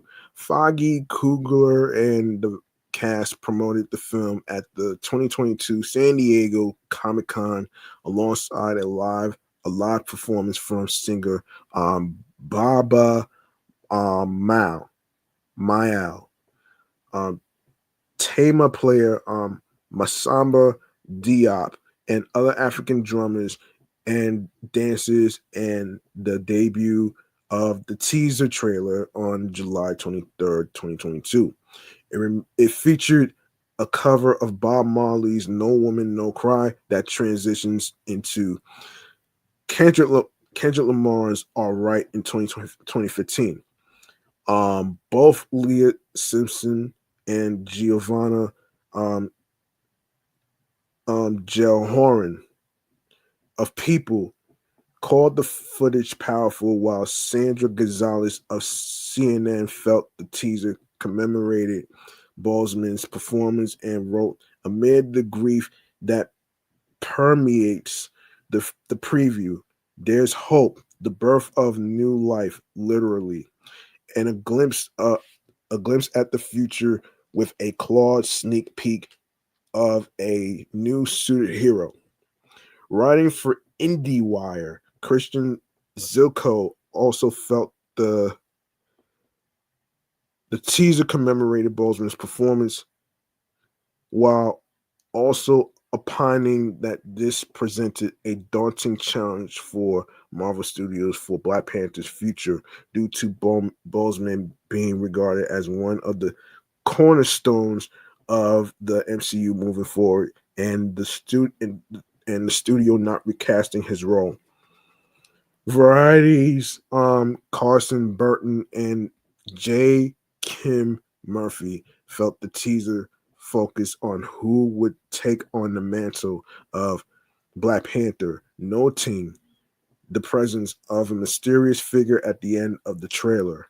Teaser trailer. The teaser trailer received 172 million views in its first 24 hours of release. Funko Pops for the film were also revealed a day after.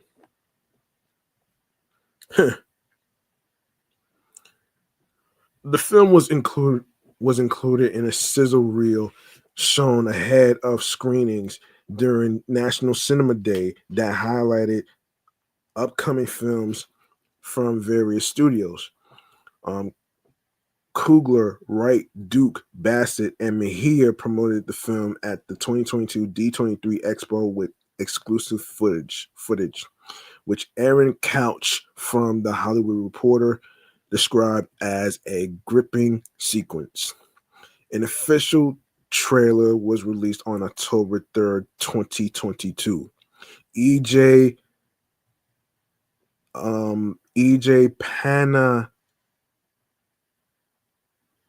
Panaligan. EJ Panaligan at Variety and Narayan Liu of Comic Book Resources both called it an exciting trailer that provided a better look at the new Black Panther costume, with Liu adding it teased a more intense storyline centered on loss, strength, and the heroes of the MCU. Devon Coggin of Entertainment Weekly said the trailer was the best look yet at Wakanda's future, which alluded with a stunning look at the new Panther suit. Gizmodo's Linda Codega found everything in the trailer, from the music, the energy, and the intensity, to be incredible, and exclaimed the film appeared to be balancing political maneuvering, spycraft, and the kind of goofiness one would expect out of a Marvel film. In October 2022, Marvel partnered with Target for an ad campaign featuring Thorne reprising her role as Riri Williams. The minute-long ad was directed by Malik Vito and shows Williams working on her Mark I Ironheart suit, concurrently with a group of young Black girls creating with Legos.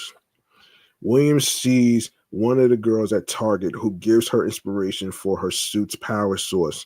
Shannon Miller at Ad Week called the ad a rare occurrence in mainstream marketing of two young Black STEM girls interacting. The ad featured several MCU-themed Easter eggs, and the song I Got the Juice by Janelle Monáe featuring Pharrell Williams. It debuted online on October 16th, 2022, with an airing during Monday Night Football the following day. 30 and 15-second versions were also created. Marvel and Target's partnership also includes exclusive merchandise and augmented reality experiences within Target stores. Also in October, Sprite Zero's Sugar launched a marketing campaign to promote the film from Whedon and Kennedy and Momentum Worldwide. Lexus ran an ad advertisement promoting its RZ450E with Guerrera portraying Okoye. Okoye. Lexus and Adidas teamed up to design a custom Lexus LC 500 convertible for Juju Smith Schuster during the world premiere. Both it and the Lexus GX feature in the film. On November the 1st, McDonald's began selling Wakanda Forever Happy Meals, which included one of 10 toys based on characters from the film. Additionally, Kraft Foods released macaroni and cheese with Wakanda Forever inspired shapes. A 6-episode podcast hosted by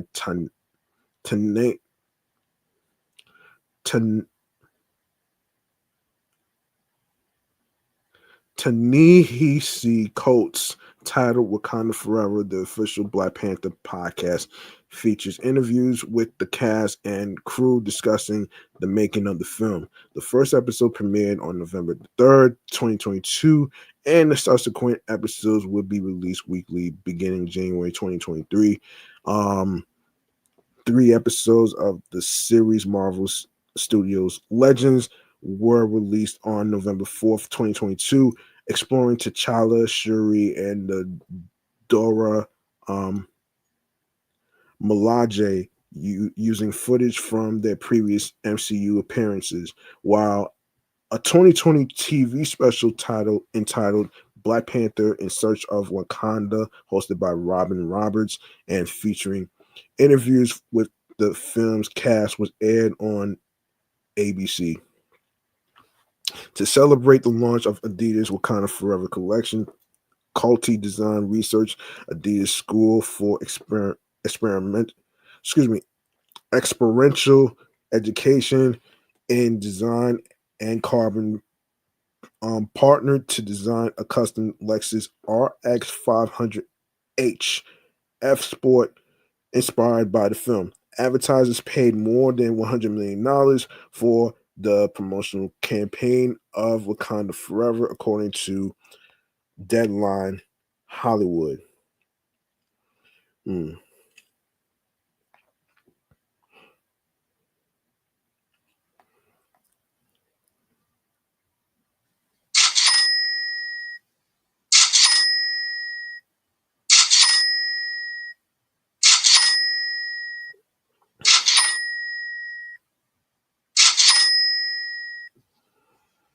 Hmm. All right, let's go to the reception. How did it do in the box office? All right, so Black Panther Wakanda Forever has grossed $453.8 million in the United States and Canada, and $405.4 million in other territories, for a worldwide total of $859.2 million. It is the 6th highest grossing film of 2022. Its worldwide opening weekend earned $331.6 million, marking the 3rd largest opening of the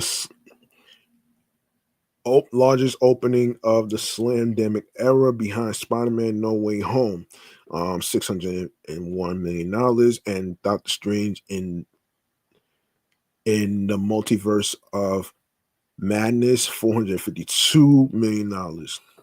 Deadline Hollywood calculated the film's net profit as $259 million, accounting for production budgets, marketing, talent participations, and other costs.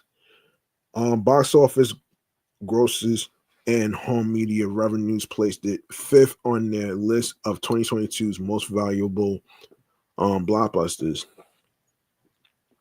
According to the Hollywood Reporter, Wakanda Forever was projected to earn $175 million in the U.S. and Canada on its opening weekend. By November 2022, Box Office Pro estimated the film's opening weekend in the US and Canada to be between 170 to $205 million, and projected the film would earn $435 million to $543 million for its total domestic gross. The film made $84.3 million on its first day,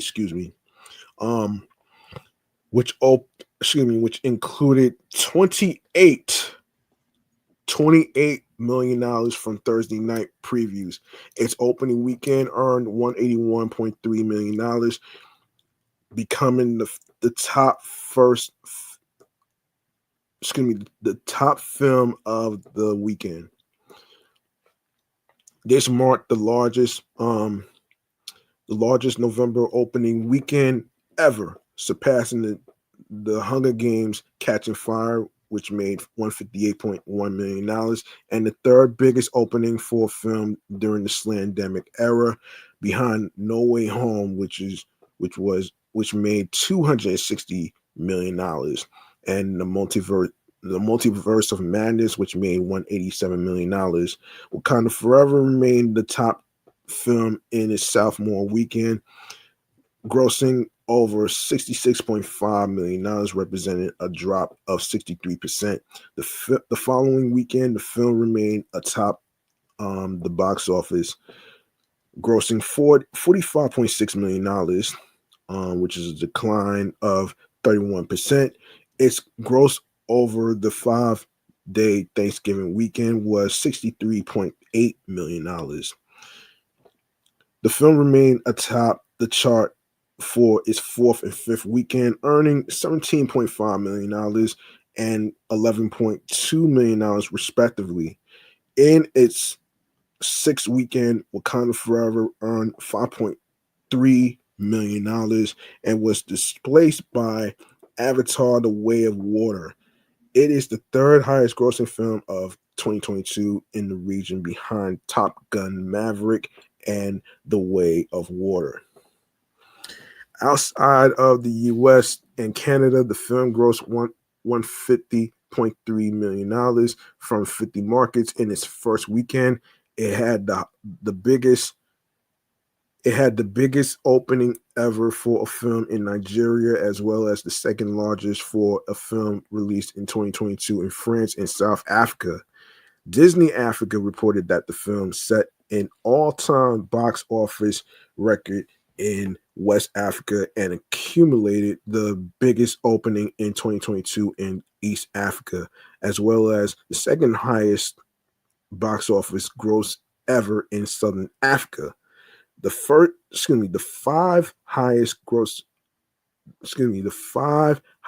opening for the film were in the United Kingdom and Ireland. Of course, $15 million. France made $13.7 million. Mexico, $12.8 million. South Korea, $8.9 million. And Brazil, $7.1 million. In its second weekend, Wakanda Forever grossed $69.8 million for a drop of 49%, while in its third weekend, it grossed $32.1 million for a drop of 53%. As of March 12th, 2023, the highest grossing territories were the United Kingdom, $41 million, Mexico, $35.9 million, France, $33.2 million, Brazil, $21.4 million, and Australia, $19.5 million.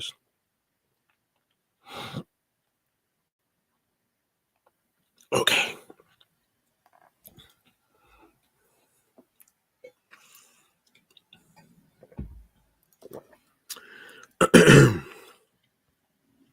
All right, critical response. The review aggregator website Rotten Tomatoes reported an approval rating of 84%, with an average rating of 7.2 out of 10 based on 448 reviews. The site's critics' consensus reads, end quote,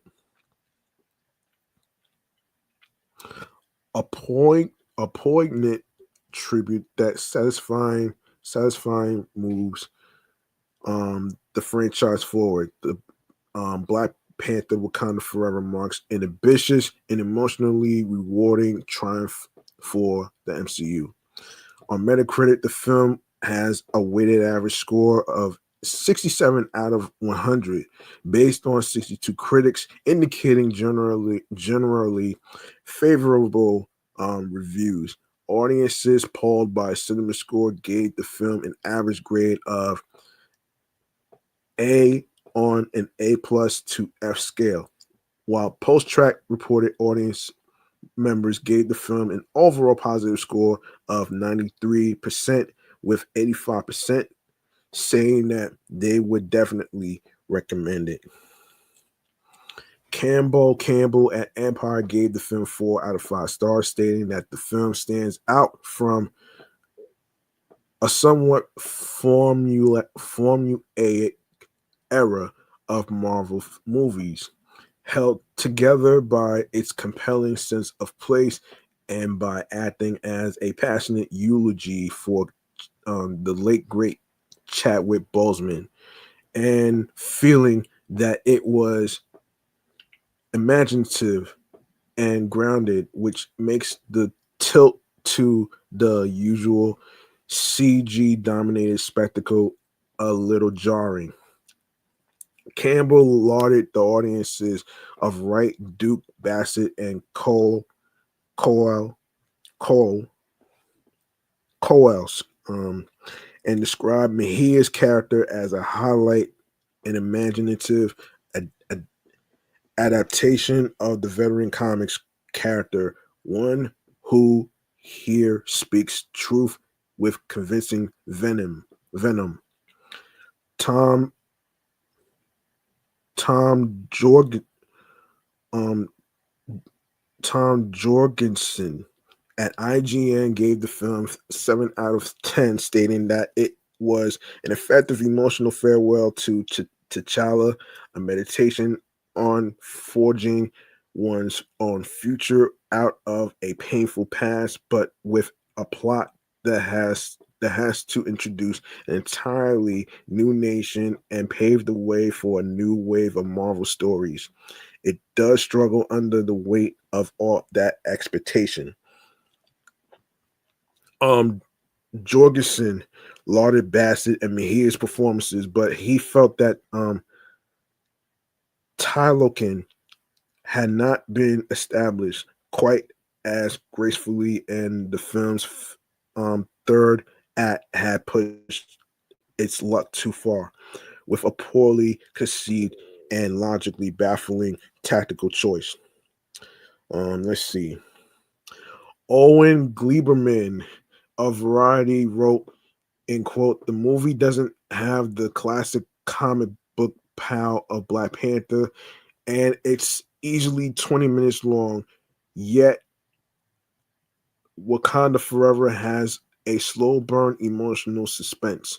Once the film starts to gather steam, it doesn't let up.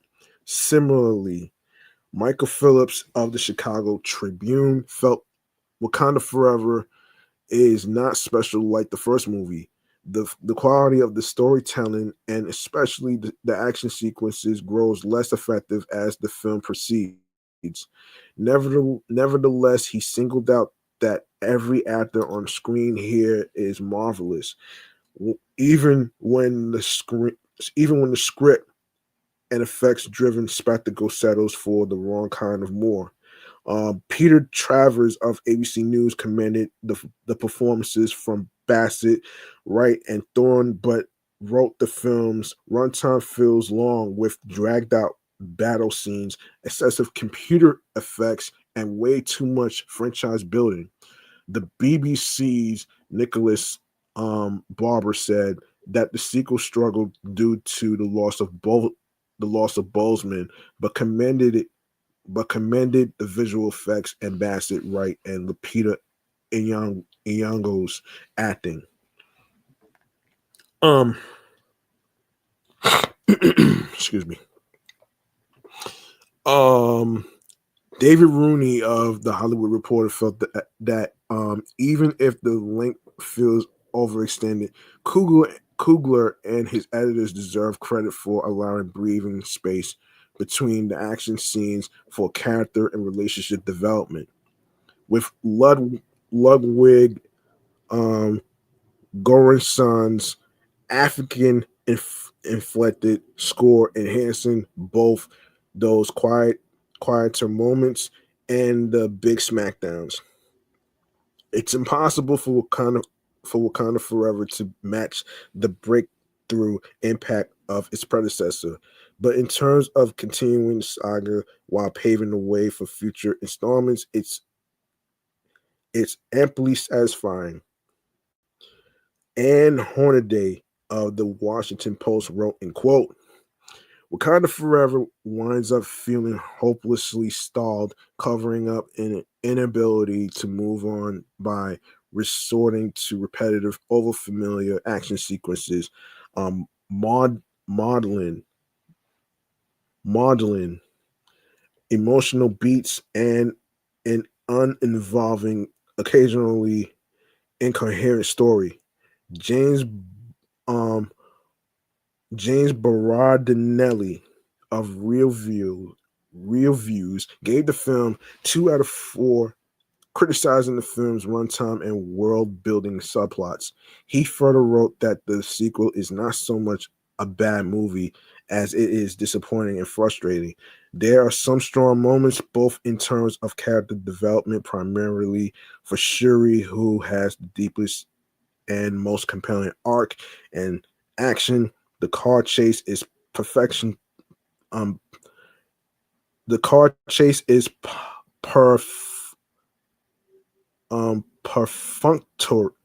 Is perfunctory, but some of the battle scenes are well executed, but not enough of them.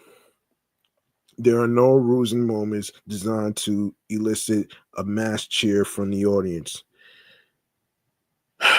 um, French Minister of Armed Forces Sebastien um, Lecornu took issue with the portrayal of the French armed forces in the film, calling it a false and misleading representation. A scene in the film shows French mercenaries who were captured by Wakandans after they attacked an outpost in Mali being brought before the United Nations in uniforms similar to those worn by French soldiers in Operation Bark Barkane. Barkane. Um, this was considered a sensitive storyline for France, given its soldiers withdrew from its involvement in the Mali War in 2022 and were replaced by Russia's Wagner Group. The accolades that Black Panther Wakanda Forever was nominated for 5 Academy Awards, winning 1, a British Academy Award, 6 Critics' Choice Movie Awards, winning 2 Golden Globe Awards, winning 1, and the Screen Actors Guild Awards, among others.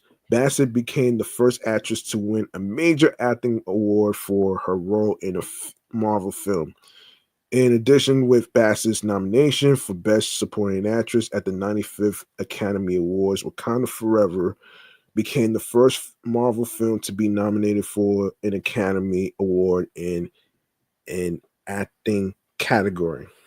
There is going to be a Black Panther 3, but it's not going to be coming out till 2028.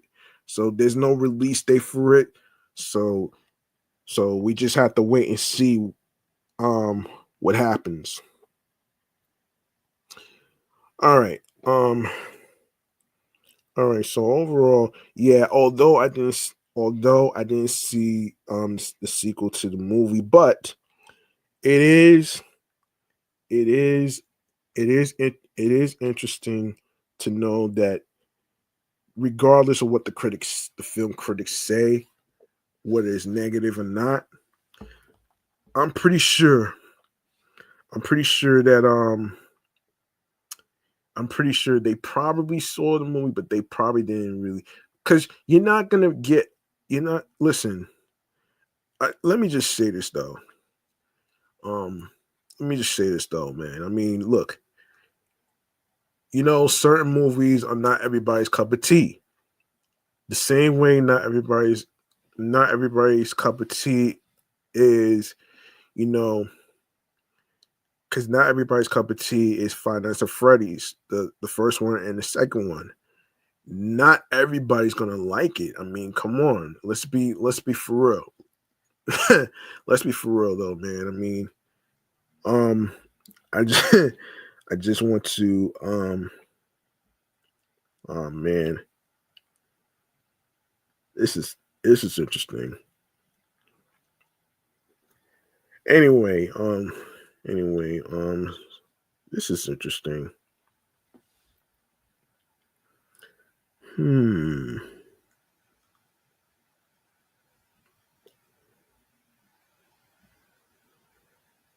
So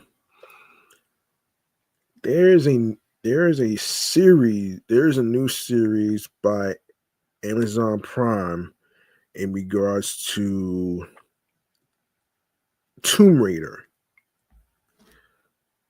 So I want to actually get a look at this. Yeah, this is let me see. So this was featured in the Game Awards. Okay, so Prime series. So this is video game news actually. So I want to actually get into this. Let's get into this.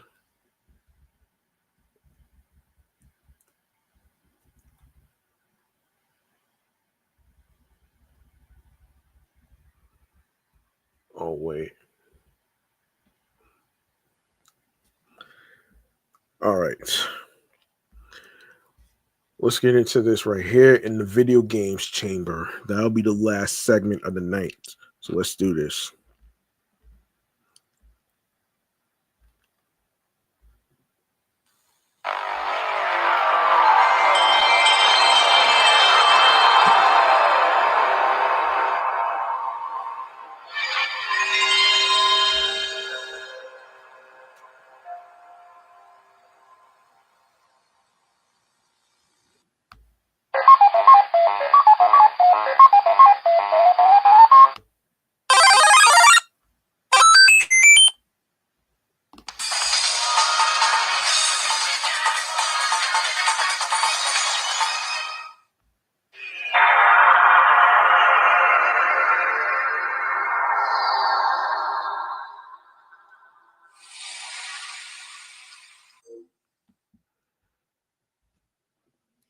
All right, so let's get into some video game news. This one right here, I'm pretty sure a lot of you probably familiar with Tomb Raider, right? The video game. Well, here's what's happening here according to the Video Games Chronicle. Amazon has unveiled the first look at Sophie Turner as Laura Croft in its upcoming Tomb Raider series. The Game of Thrones actor is the latest to take on the role of Laura in live action, following two films starring Angelina Jolie and another with Alicia Vikander taking on the role. Phoebe Waller-Bridge, the British actor, screenwriter, and producer who won Emmy Golden Globe, and BAFTA awards for her work on Fleabag, is oh man, oh man, Fleabag is serving as writer and executive producer on the new Tomb Raider show. Um, in addition to Turner, the cast includes Sigourney Weaver, Jason Isaacs, Martin Bob Semple, Jack Bennon, John Heffernan, and more. The new Tomb Raider the new Tomb Raider games were recently announced at the Game Awards. The first Tomb Raider Legacy of Atlantis is a reimagining of the Tomb Raider, no, excuse me, of the original Tomb Raider. The second game, Tomb Raider Catalyst, is an entirely new adventure that will be released in 2027.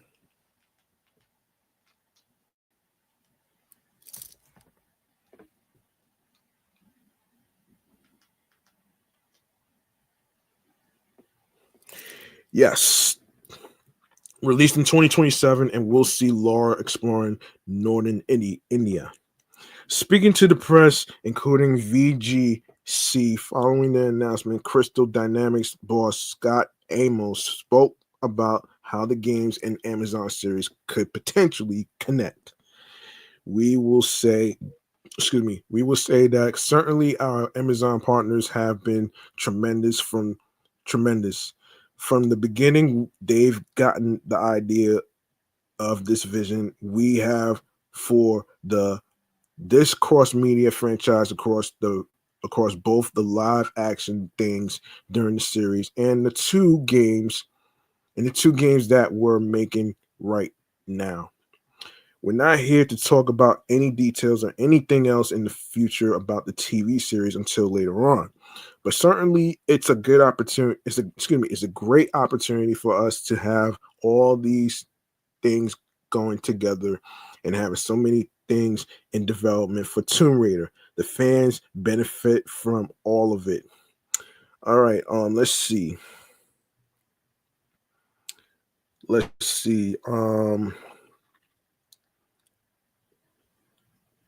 Hold on. Let's see. Let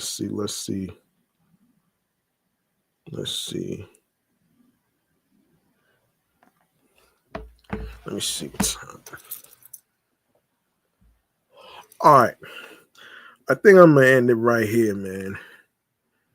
I'm gonna end it right here.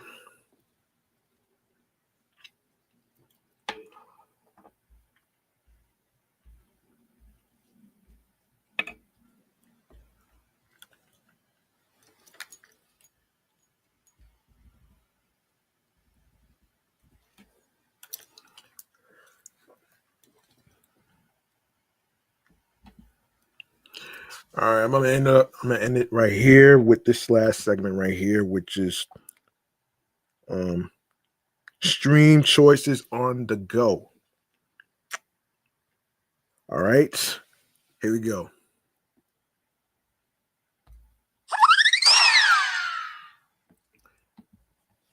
All right.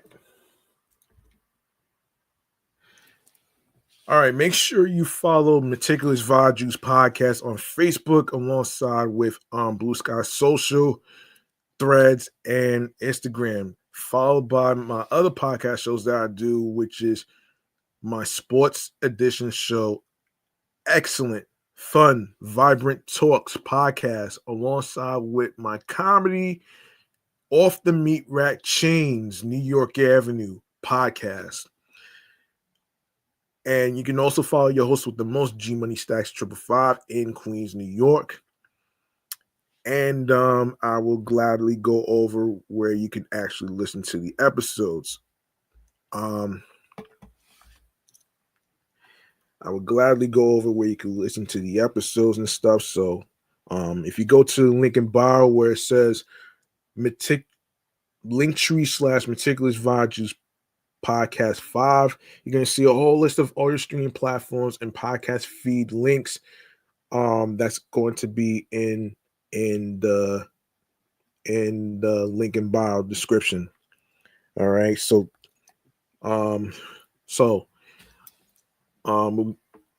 you're gonna see Audible, Odyssey, Amazon Music, Apple Podcasts. Don't forget to leave a 5-star rating on Apple Podcasts. It really helps the show grow, and it helps people like me, who is a content creator and a YouTuber who has multiple podcasts, and it really gives me the confidence to continue to gather ideas to talk about as far as topics.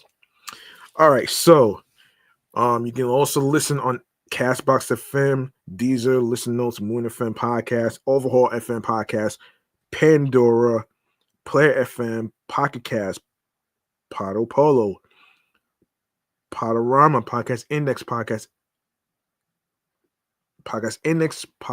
Addict, Podchaser, Podverse, Podcast Guru, Podcatcher, Podcast Republic, Snip. You can also listen on. You can also listen and add the podcast to your Spotify playlist. Make sure you hit that notification so you know when each episode will be dropping.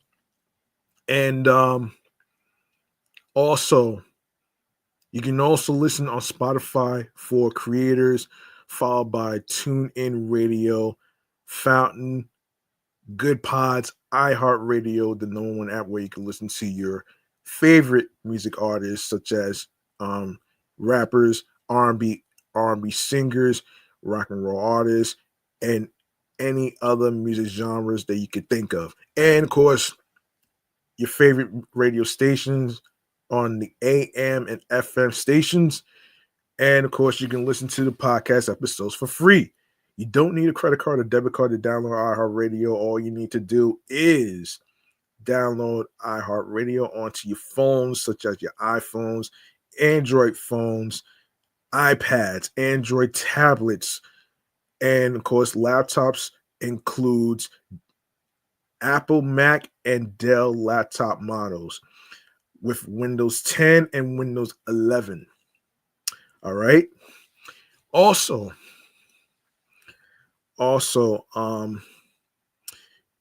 make sure you subscribe to the YouTube channel page of Meticulous Vibe Juice Podcast, alongside with my other YouTube channels, my sports YouTube channel page of Excellent Fun Vibrant Talks Podcast, alongside with G Money Stacks 555 for more Off the Meat Rat Chains New York Avenue podcast episodes on there. I will do my best to actually record 439 on when I get a chance. And also I want to actually say, leave a like and a comment. It really helps me a lot in order for you to support the channel. You can also leave a tip if you like the topics that I discuss in this show and the other shows that I do. My Cashapp and PayPal information is on there. It's by choice, by options. So it's optional for you. So no pressure. You could donate any amount of money of the tip that you want to leave me. That's also another way to also support me as well. But it's not an obligation. I just want to put it out there. It's in the description whatsoever. So yeah, there you go. So yeah, be sure to share the Linktree link with your husbands, your wives, your boyfriends, girlfriends, people you're cool with from work, of the streaming platforms where you can listen to the episodes of the entertainment review show, Meticulous Vibe Juice Podcast. All right. And yeah. So there you go right there, man. Listen, man. I'm actually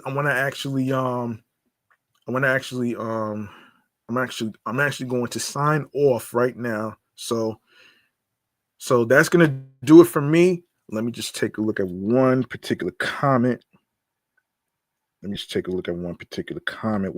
is this? Let me take a look at this.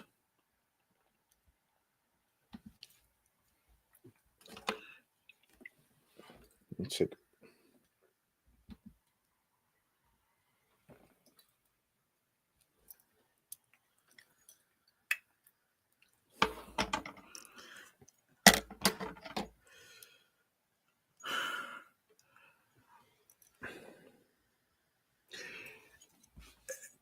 shout outs to my homegirl Robin, man.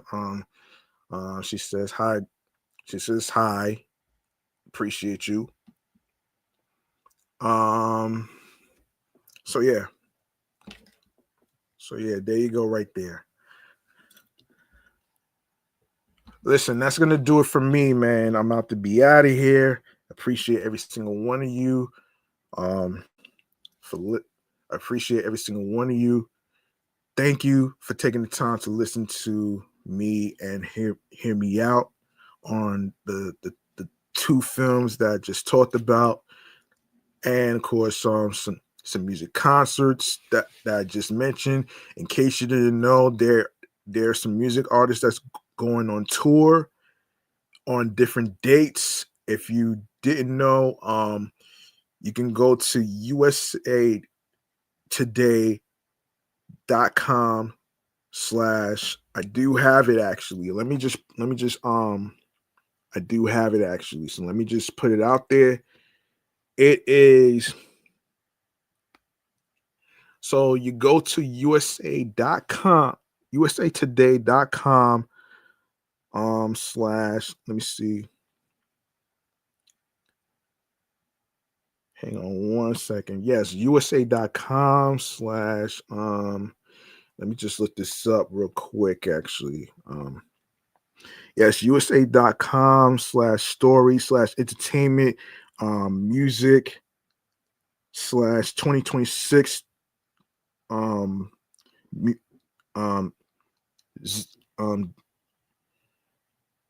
um music tours 2026. So when you go to usatoday.com, you're going to see an article that says biggest tours of 2026, which includes Bruno Mars, Lady Gaga, and more music artists that's going to be there. So get your tickets. Get your tickets. You're going to see. Get your tickets and go to Cardi B's website. You're gonna see tickets and VIP. You're gonna click on one of them, and it'll tell you the amount of money that you are gonna get charged with. All right. So there you go, right there, man. I'm about to be out of here anyway. So, remember, the grind doesn't stop. Hard work pays off. If you want something, you have to work hard and earn it. It's not gonna be given to you on a fucking silver platter. All you got to do is follow your goals and dreams. Don't let anyone stop you from doing what you love to do creatively, mentally, emotionally, physically, and spiritually. That gets you into your zone alongside with tunnel vision. All right. And of course, be sure to also be yourself behind the microphone if you plan on starting a podcast, and be on your P's and Q's. Consistency is very important because podcasting is a grind and a marathon, not a sprint. All right. So there you go, right there, folks. Stay tuned for more new episodes and new topics. Stay tuned for more new topics in the next episode. All right. I'll see y'all next time on the flip side. Hope y'all stay warm. With layers of clothing, your jackets, your hoodies, your gloves, your scarves, your winter hats, everything, man. Stay warm out there. It's gonna be one of those cold, crazy weathers out there. So just take it easy. Peace and one love. Peace and one love. Good night, everybody.